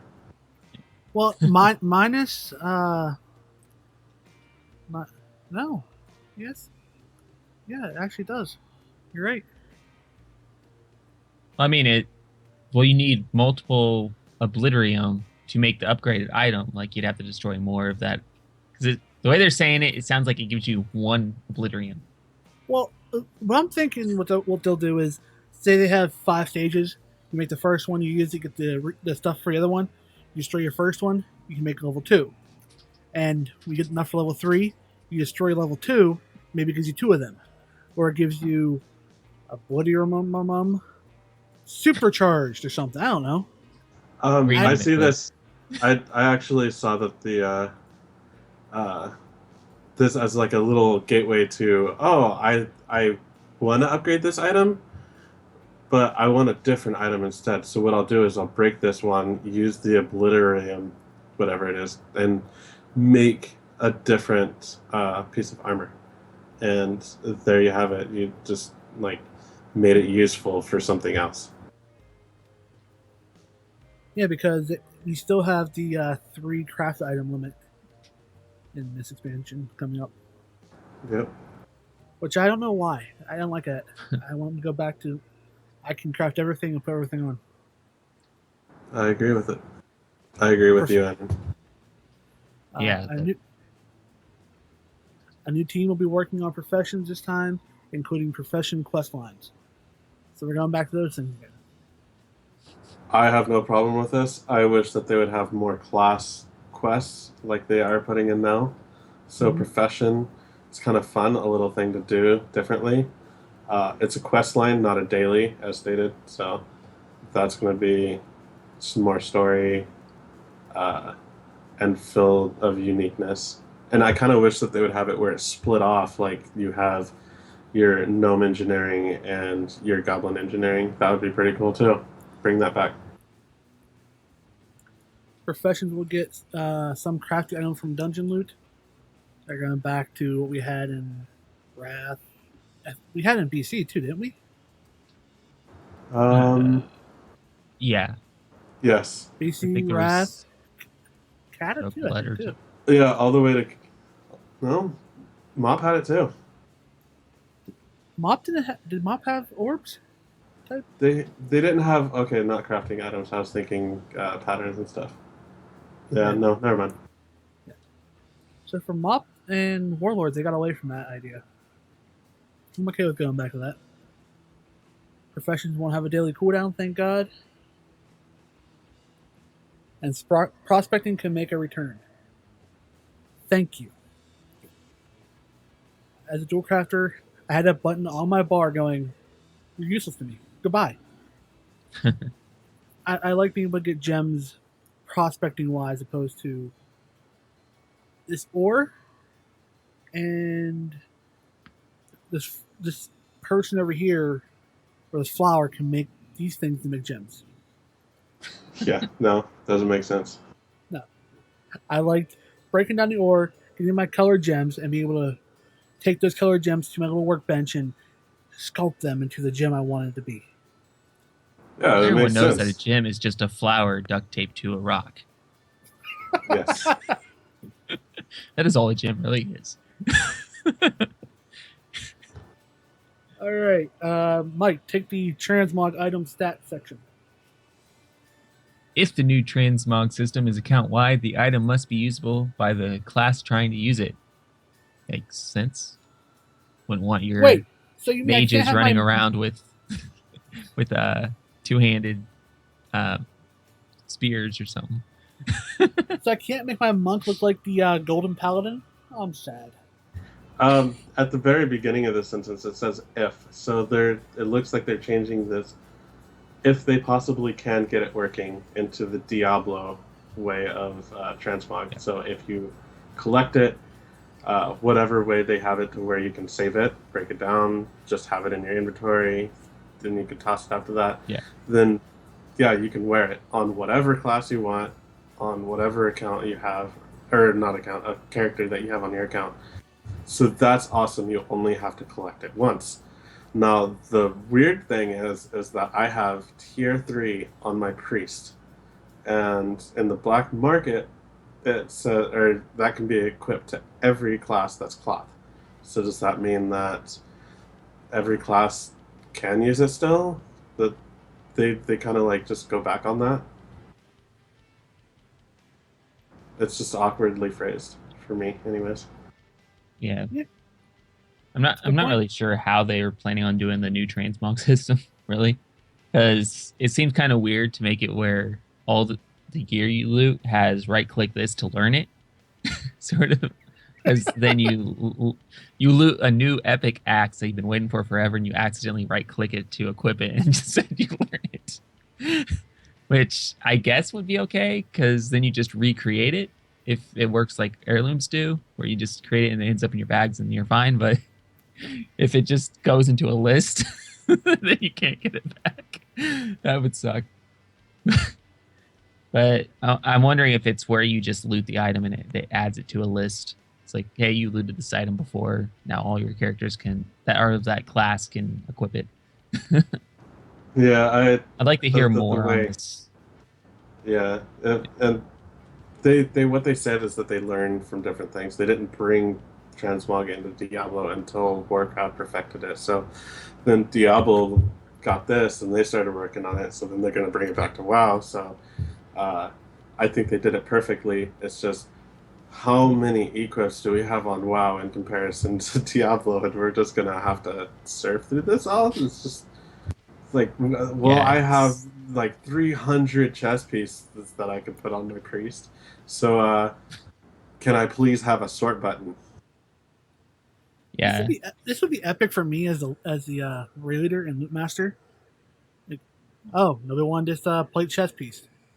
Send it to myself, and now I can equip that look on any of my plate wearers. You know how many people are just gonna go up in an outrage on people that are just handing these away.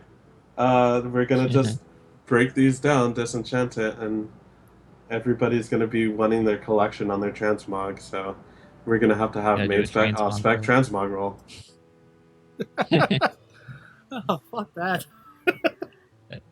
I definitely like to see more information on the transmog thing, Yeah, just for them to break it down for people and just be a little more, just for them to have a little more information out there so we can make educated criticism of it. right. But right now, I don't know too much about what they're planning. But either way, it sounds good because more bag space. Yay. Yes. Then next one is no tabard tab is currently planned, but the new transmog system should help to clear up some space. Which, like I said before, more bag space is always good. So, Right. question about that. What do you think about having those two tabs still after we get rid of this transmog?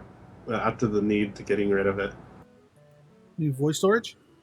Yeah, why do we even need the first two tabs if we're gonna have all these saved? Well, that's where you can put your tabards in the voice storage. Yeah, Oh yeah. it's Okay. But my question of is, course how many tabards do people have that are causing issue? We haven't had actual tabards to wear that do anything beneficial since Kata. Um, it's like all the Burn Crusade tabards, all the Wrath tabards. Uh, there was a few in vanilla.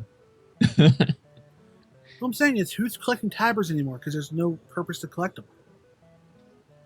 Just people who don't like throwing stuff away, I guess. I don't know. Wow, I have Okay, a hoarders. bunch of them. you hoarders, you have a problem. No, And I don't have a problem. Don't try to fix me. there'll be a Start number start a new TLC somewhere. TV series There you for the go. Warcraft hoarders. Uh, I am never gonna show you guys what I have in my bags. Well, all I can envision in your bags is tables of food and just like those tables you flip over. Well, Maybe a flask. the thing is that none of those tables were actually conjured. I just had a million of them in my bags. So, on this note, I came up with a fix, and that Okay, would be to make it just like the title system. Just change out the tabs if you want to. there you go. Yeah.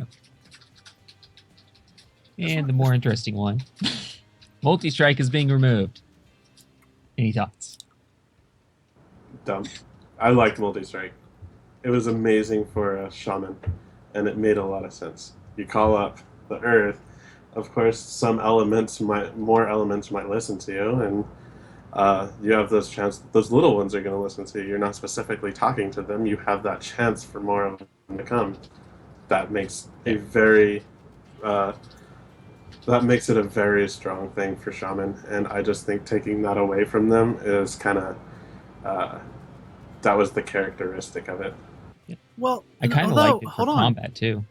you could change. You can still keep that playstyle for elemental shaman, but add it to a different stat like crit or haste. Add that effect to a different stat. But that wouldn't make as much sense because you're still casting faster isn't going to make more rocks fly at people. I guess if you make it where haste doesn't increase your cast speed, but allows it to build up more element, I think that would be an awesome feature for it. Kind of like channeling, you just get more through. I always kind of liked it for the combat rogues, where it kind of made it feel like your rogue's getting an extra hit in every now and then because they're attacking so quickly. Kind And, of added to again, the feel of the spec. and the But, same with that. Then you add that to haste. Then but I've never really seen the benefit of a multi-strike in the characters I've played. Multi strike is my main stat for mage. I'm not saying it's bad. I'm just I've never seen the benefit of it. So I anything think people mostly is it hasn't really served the purpose that Blizzard was thinking it would serve, Mhm. uh, as being as interesting, because I think they were thinking they made a stat that wouldn't be like the main stat, or just like a stat that'd be interesting like the other ones were, where it increases Well, your movement speed or versatility increases your isn't. armor. Versatility sucks. Agreed. Yeah. I think Get rid that's of the that one. dumbest thing they added.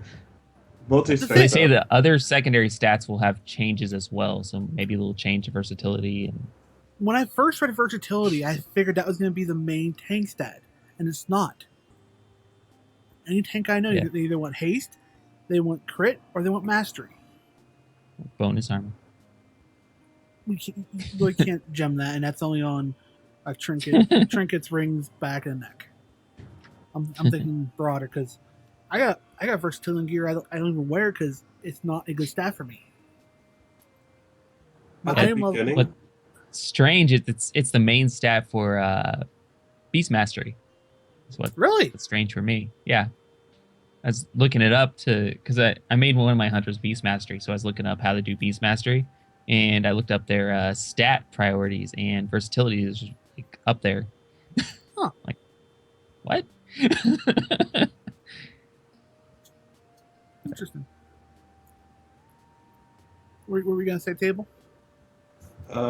I believe multi strike was supposed to be a bonus stat, kind of like speed, at the very beginning once they announced it for mop. So I think that they Yeah. were like on the moment, on the spur of the moment, we're like, oh no, this is an awesome stat to just throw in extra, and we'll just incorporate it in all classes for just like haste and all these other ones that we used to have. Uh, so when they did that, I think they made the mistake of putting it as one of the main stats for him and realizing later, oh, this was our fault. Of course, they would just hit faster rather than like have a muscle spasm and stab twice. Uh, so that's the only thing that I see about multi strike is that it, from a lore standpoint, the only thing that makes sense about that would be shaman, and uh, and of course, you know, game before lore. So I mean, it makes it more fun if you had more stats, anyways. Mm-hmm.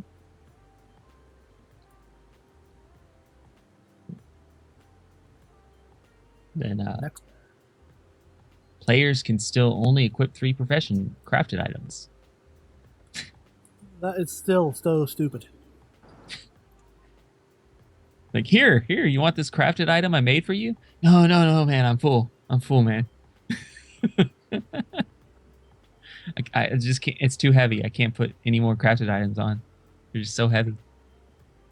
Yeah, I never understood about hindering a player uh, based on just like something that doesn't exist.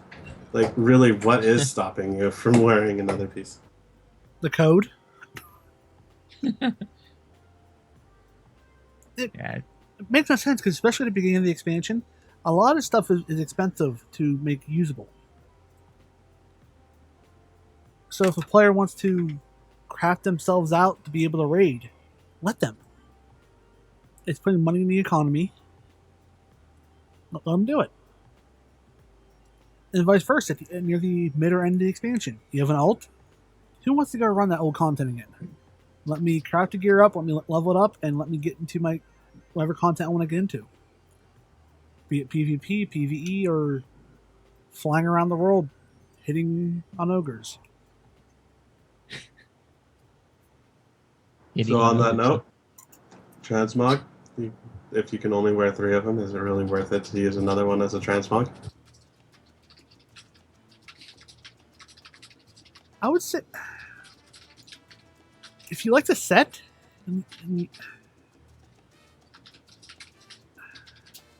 It's such a toss-up. it is.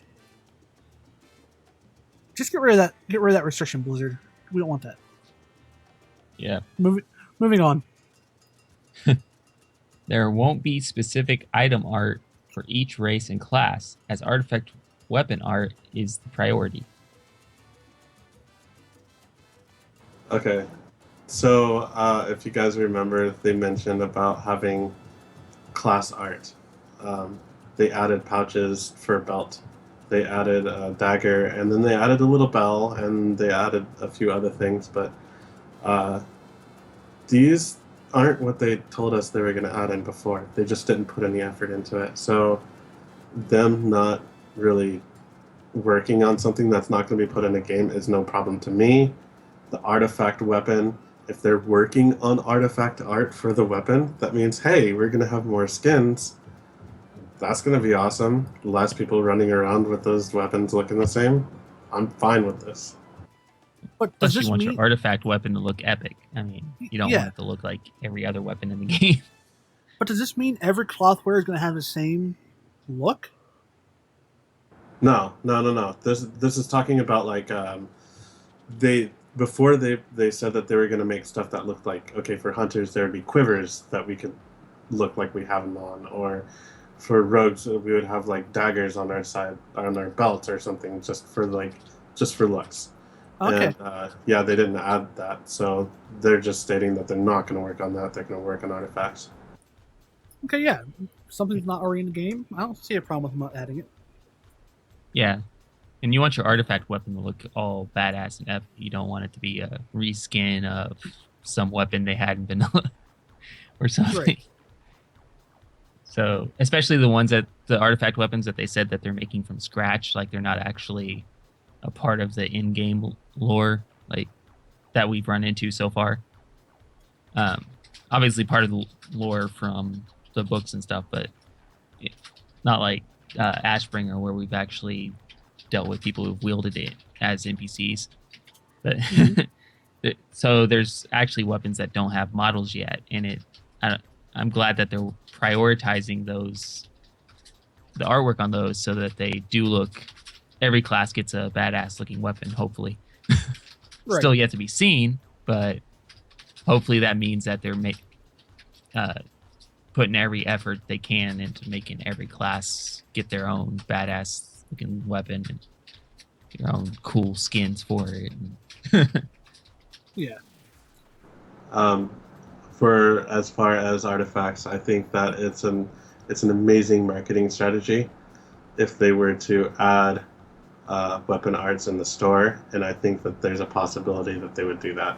And Uh, as far as looking different from other people, there's people that are willing to pay that extra $5 to $30, however much they're charging, Yeah. to make it look different. Yeah. And I'm guilty of that too. So I would probably change my weapon just to look different. And they've already kind of done something like that with the transmog helmets that they're selling. Yeah. So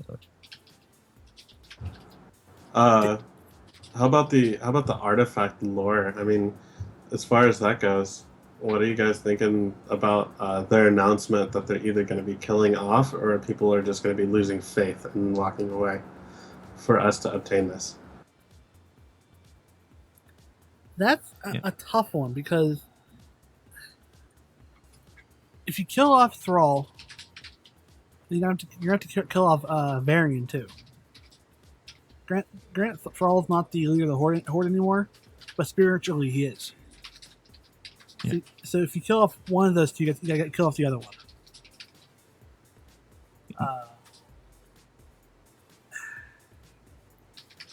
I kind of see Thrall kind of saying, "Hey, I'm going to stay in Draenor with my parents and help them out. Here, take my hammer."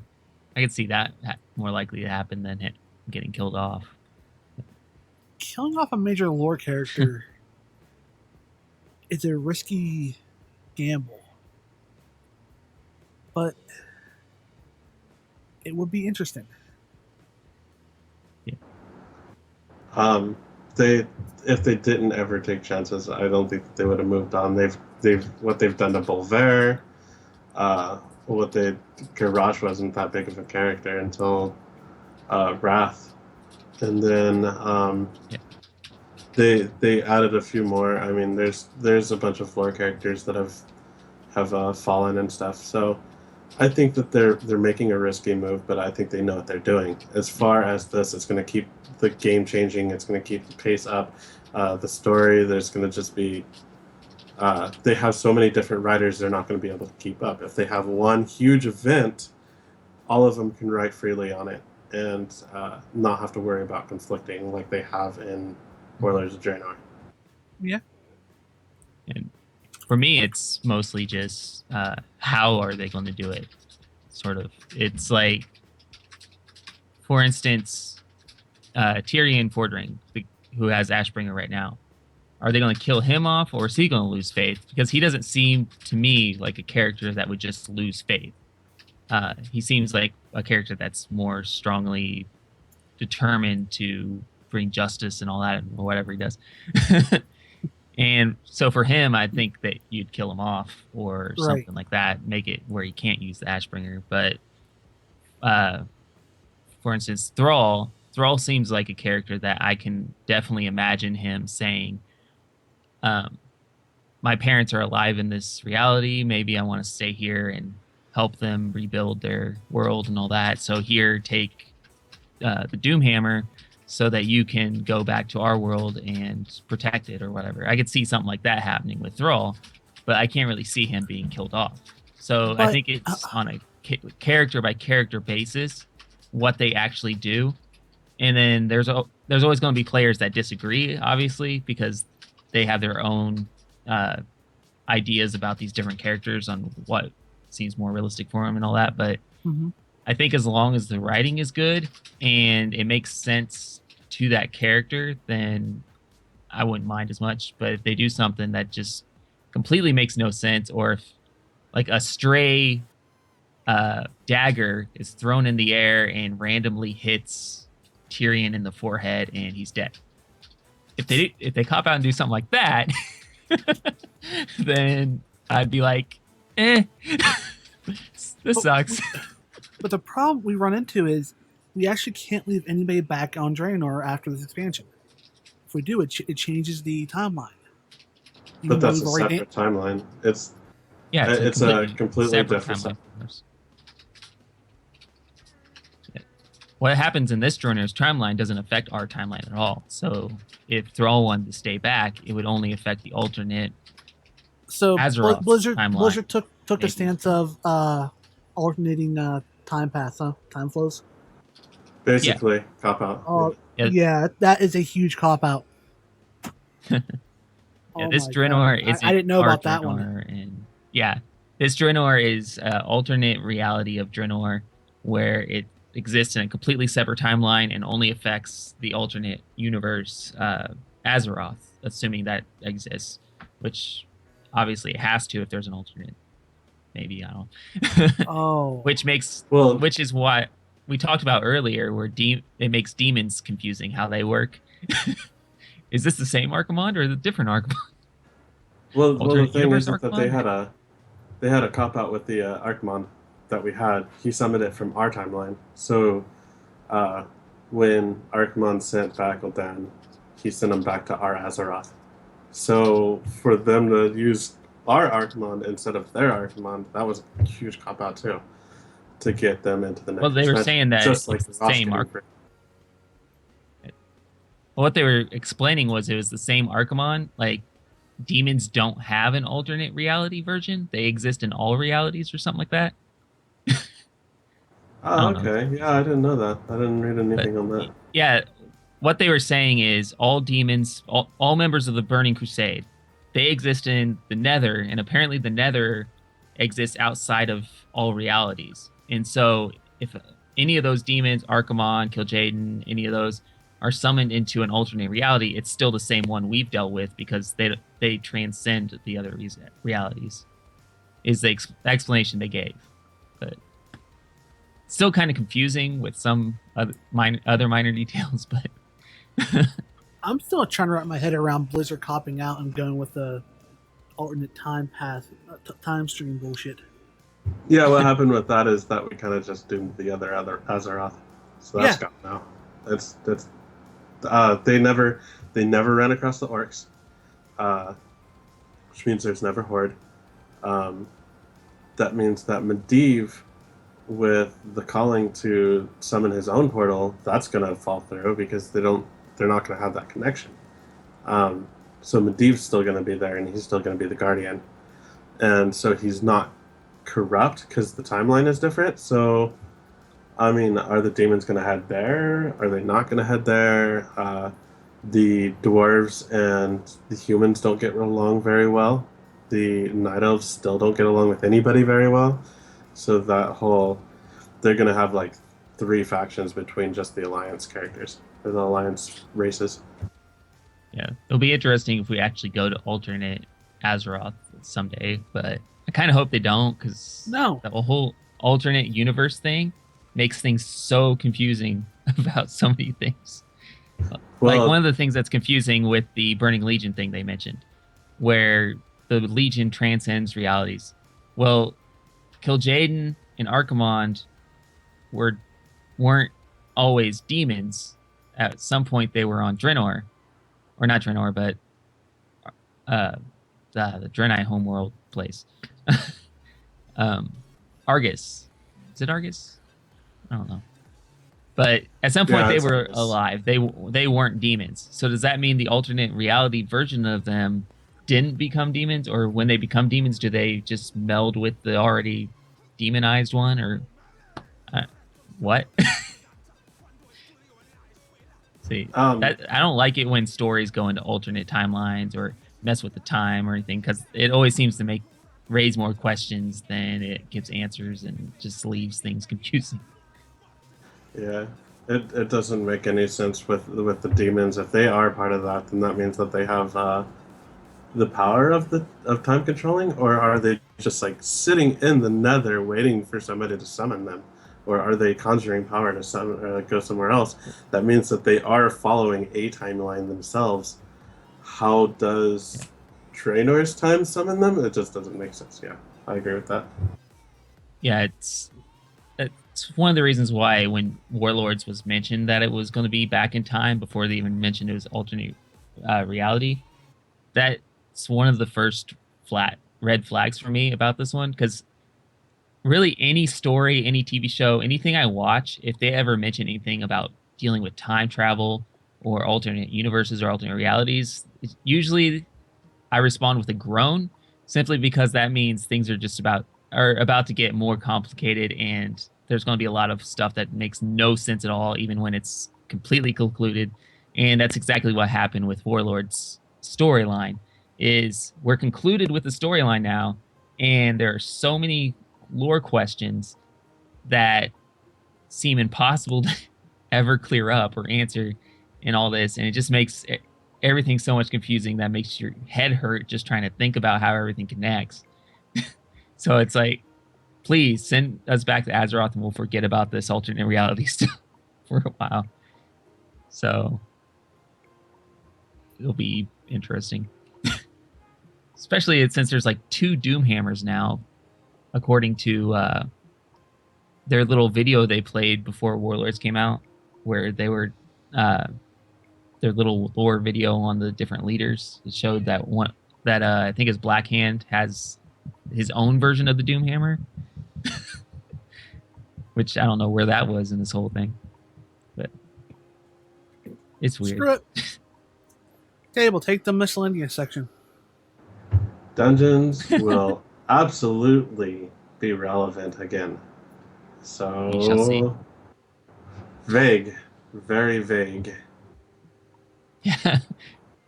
I don't even know how to respond to that. Hopefully, Illidan is ready to lead the Demon Hunters against the Burning Legion, so he's on the good side. Answered. So everybody that ever asked that question. Hold on. Actually, he can be ready to lead the Demon Hunters against the Burning Legion, but that doesn't necessarily make him a good guy. No, it doesn't make him a bad guy either. Well, see, the Demon Hunters. Classic Illidan. Yeah, makes him how he was before. So he didn't want to harm us. He just hated that we were involved and in the way sometimes. So it's not that they have a hatred for us. It's just that we get involved too much for them. Okay. Yeah, Blizzard already kind of said that he was going to be on our side, but we're going to have to deal with the fact that we killed him first. They said that's going to be something Illidan's not just going to let go. Which makes sense, because, I mean, if I was killed by a bunch of people while trying to do my thing or whatever, I'd be pissed too. So. Right. Yeah, they said that mentality is among all demon hunters. Like, all demon hunters can't stand that people get involved with their business because they're the ones that hunt the demons. Yeah. But we, in turn, have Night Elves designated to hunt demon hunters. So, I mean, do we deserve that? Yes? Maybe? Mm-hmm. Yeah. So, next on the line is the park in Stormwind won't be repaired yet. Why? Come on. Give us our park back. I want my swing set. I'm kind of worried that if they do fix Stormwind Park, that it's taking away from something else art-wise. But it's been long enough. It's an eyesore. They fixed a lot of the other stuff. I mean, it's just terrain, and they've done it millions of times. They can fix it. Yeah. And it won't take them much time at all because they're real experienced with that. Just revert the file. It's on fire still. Nothing else except for the Barrens is still on fire from Deathwing, right? I mean, what's it burning? It's the ground is burning. It's dirt. Dirt is burning. What's that dirt made of? Yeah, you'd think they'd go in, just turn off the fire code, and at least give us that.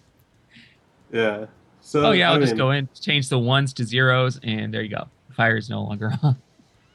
By the time I run my level 1 to 60, I am so sick and tired of hearing of Deathwing in every area. It's just like tiring. And then I go back to Stormwind just to take a break and go to the park, and it's blown up. By the way, Deathwing. I mean, they fixed the statues that he broke, right? Yeah, they fixed it. So, and they fixed the tower things as you walk into Stormwind. They used to have his claw marks on them. Yeah, those are fixed too. Fix the damn park. The only reason I can see him not fixing the park is if somehow we lose Stormwind in this expansion. Uh, That would be interesting, at least. it would be interesting, but I don't know if that's going to happen like on the spur of the moment. It's going to take a long uh, transition period for that, and Yeah. that sounds more like a whole expansion.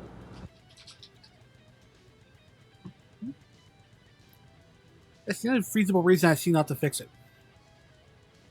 Yeah, Be they need to interesting fix it. if at the end of Legion, the Legion we lose and the Legion gains some ground and they attack Yes, Stormwind and we have this big event at the end where we're trying to fight them off and we lose. We have to fall back and Stormwind's taken over by the demons.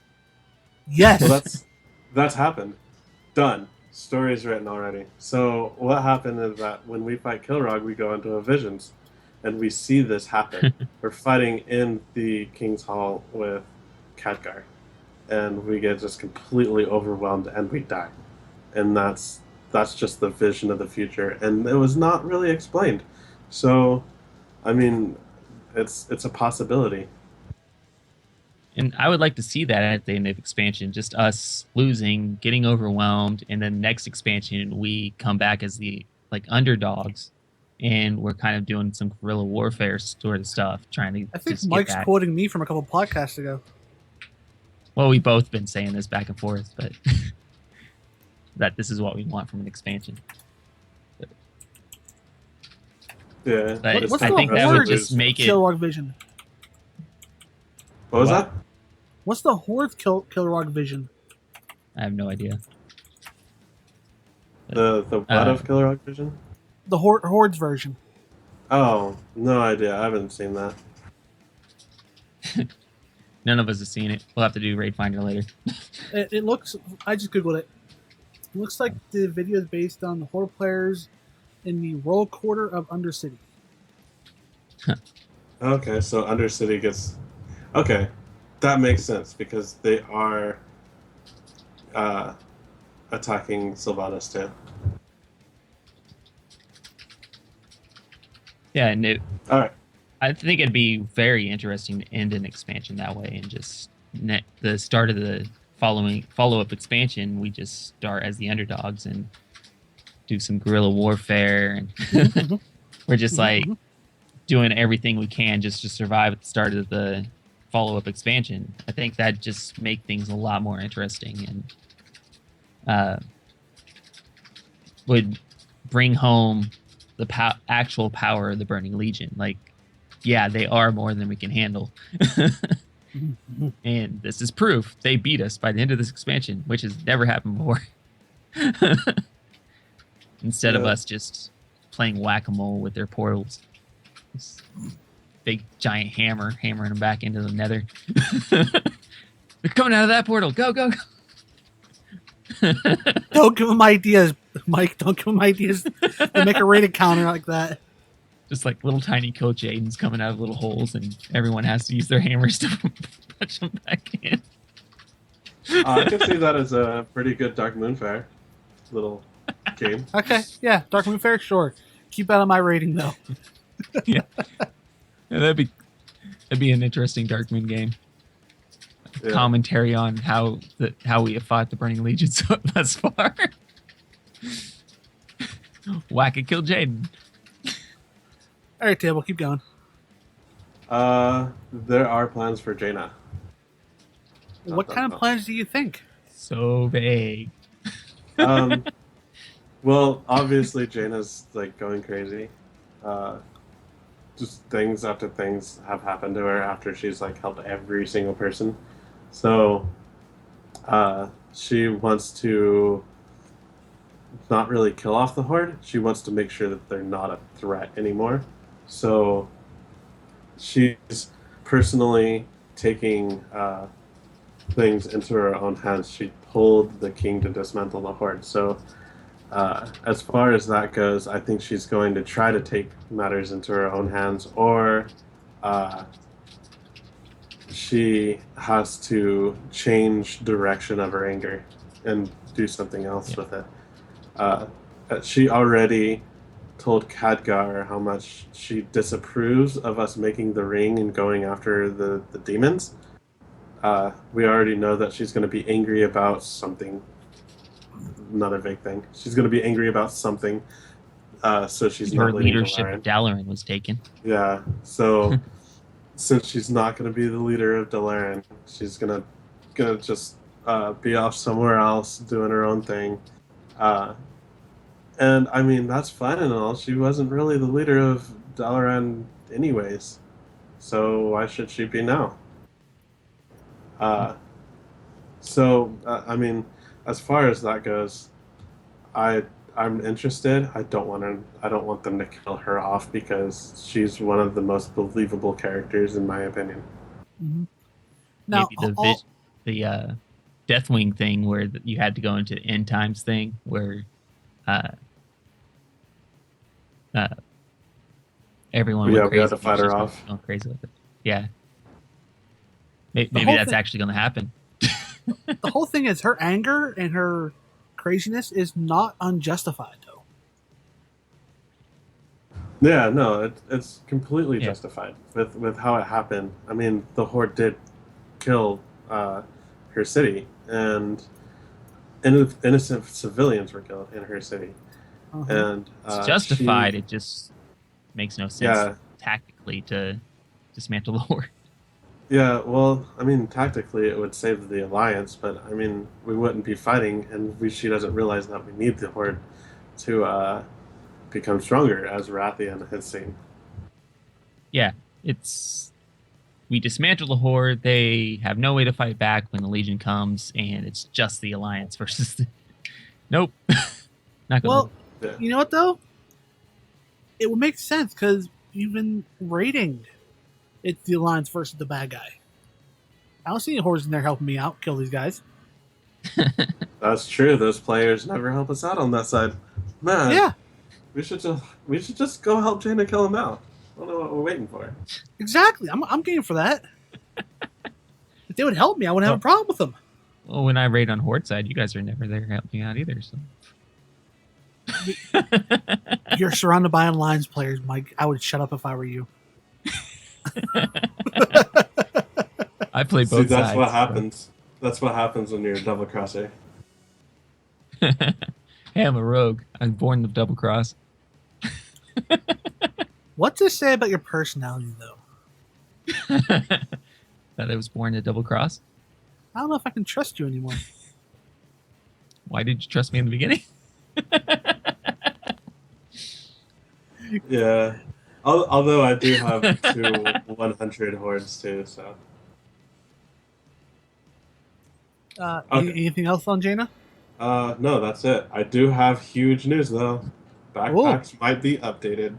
about time.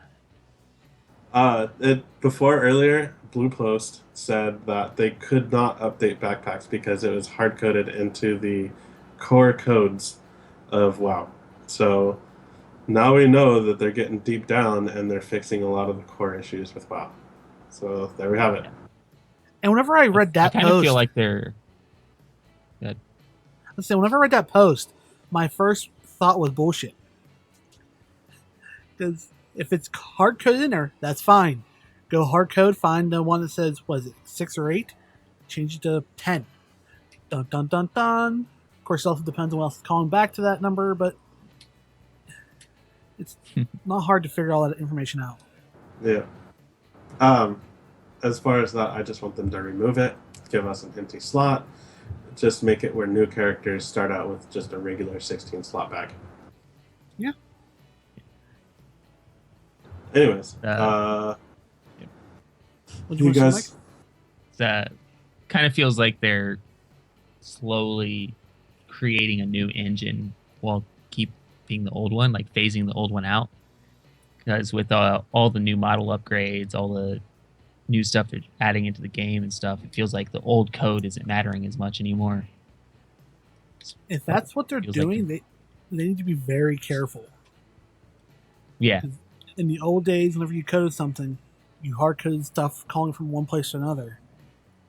If you're building your new engine on top of that to phase out the old stuff, you better be prepared for whenever that hard code calling information is you need to set for dynamic calling. yeah. yeah. Uh, so, Warlords was not a filler expansion and built some new things that will be used going forward. Built Was new it not a things filler that expansion? lore wise or mechanic wise? Because I just discovered that it's a fucking alternate time stream bullshit. So how the hell can you build on that?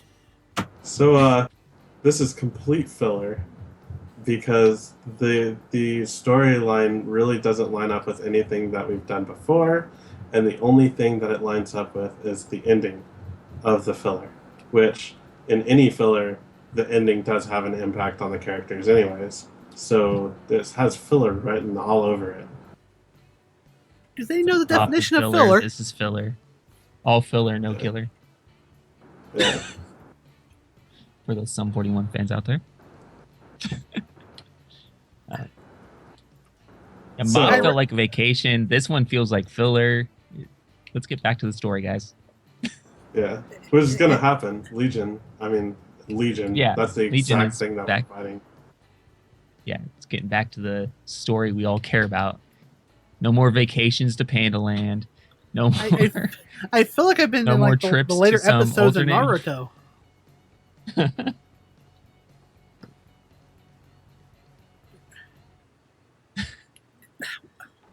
What? Oh,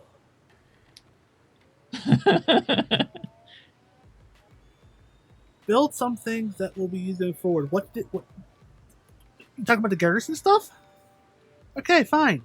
Talking about the naval Probably- shipyards. You better not fucking use the naval shipyard shit again. Well, they probably That's- mean the weekly event thing. Sure. I Time think- Walker? Sure. They said that the class halls will be just like the garrisons too. So that's one of the examples that I'm gonna think could be used for that. It's just all things that are like, let's say, mechanics that they've made in the game, such as the art, video animations, the character models, everything else that they've learned from this expansion. That's what they'll be moving on with the next ones. Everything storyline, filler. Oh yeah. Everything. Yep. The questing experience was good. If they carry that forward, we're good. They can't not call this a filler. I need more information before I can say it's not a filler. The only way that they're not going to be able, or that they'll say that this is not a filler, is if our storylines for our weapons lead us to Draenor. And I think that might have an impact on that, or if they use Draenor as a front for invading, like they were warning us about before in MOP. So they could use it as a front, and they could attack us from all sides using Draenor and Azeroth.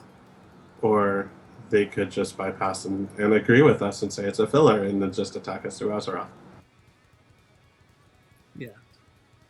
And so far, it looks like they're coming out of Tomb of Sargeras. They haven't really mentioned anything about what's going on with. The only thing I've heard mentioned about Draenor is that the characters from Draenor will not be helping us in this fight because they're busy rebuilding their homeworld.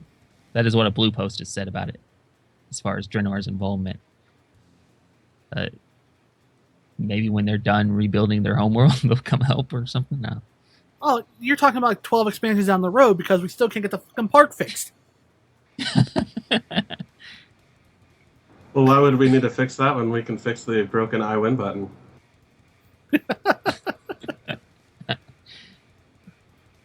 Go Go ahead. ahead. No, you go. So I'm kind of excited to hear more about Sargeras. The only time that we ever actually even heard him was in Wrath of the Lich King when we went and we stormed the Undercity. At the very end, he banishes one of the demons that we fight at the end, and we get to hear him speak on how upset he is with that demon. So then going forward, we never hear from him again. So maybe this will bring him into it. And then, hey, Titans. now we can finally bring them into the story. Just keep escalating. Well, I'll yeah, take a Titan 'cause, X. I'll take 6 of them. Sargeras was a Titan, so I mean, it makes Yeah. sense. Once we see him, we've seen them.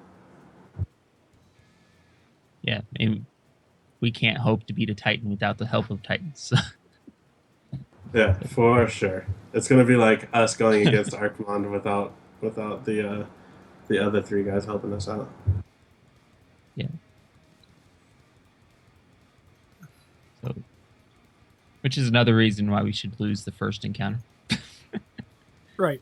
Just the drive home that, yeah, so Jairus isn't going to be beaten by you guys swinging your little toothpicks at him.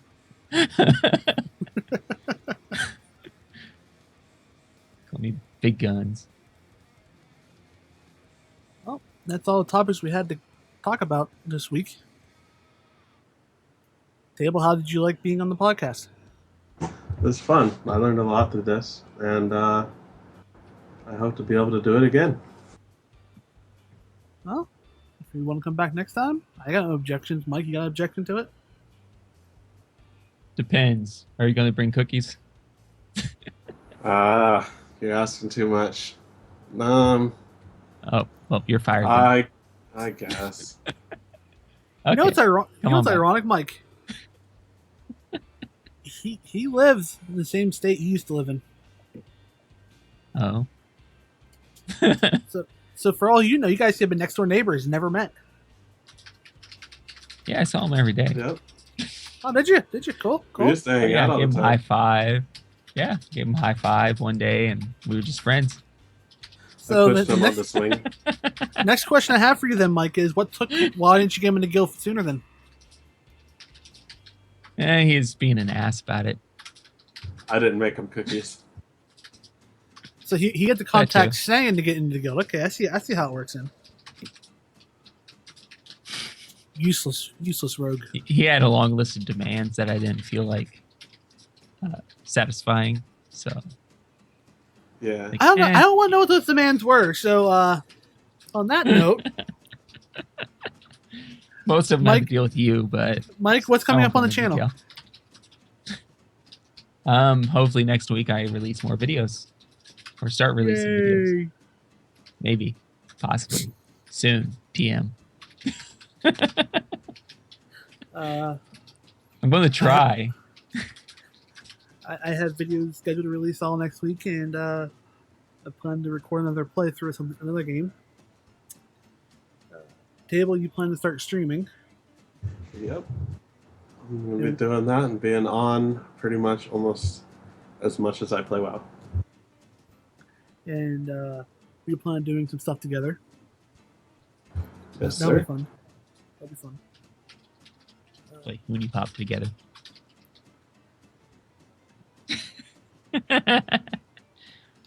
Do I have that game?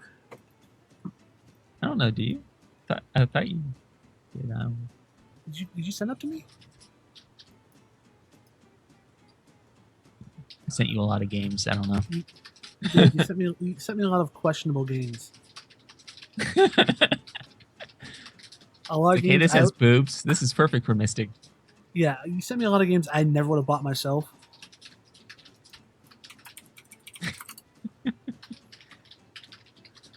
Never in a million years. Come on. Steam takes forever sometimes. Well, they were Library cheap because game. during the Steam sale. So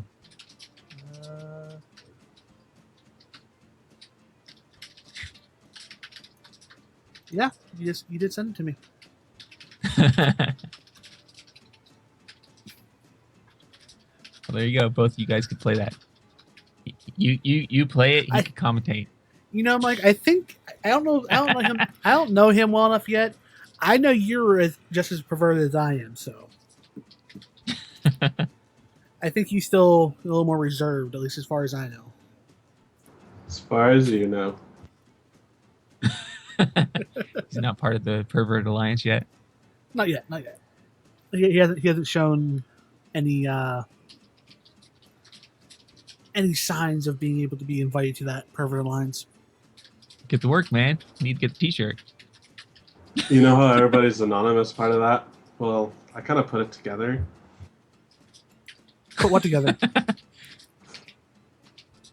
The perverted alliance. Nope, no, sorry. I did. It was announced on the podcast. Sorry. Yeah. I'm the leader. Mike's wife is the leader for the female side of the perverted alliance. I keep that stuff away from me. But that's our show for today. Anything else you guys want to say? We about Nope. covered it. Hopefully, Mike's- Warlords doesn't suck. Well, we're gonna have quite a few podcasts between now and Warlords. I know Warlords, so- but or Legion. Hopefully, Legion doesn't suck. Yeah. Warlords already sucks. Sorry. Say goodbye. Too late So- for that one. Say goodbye, table. See ya. Say goodbye, Mike. Goodbye. Later, everybody.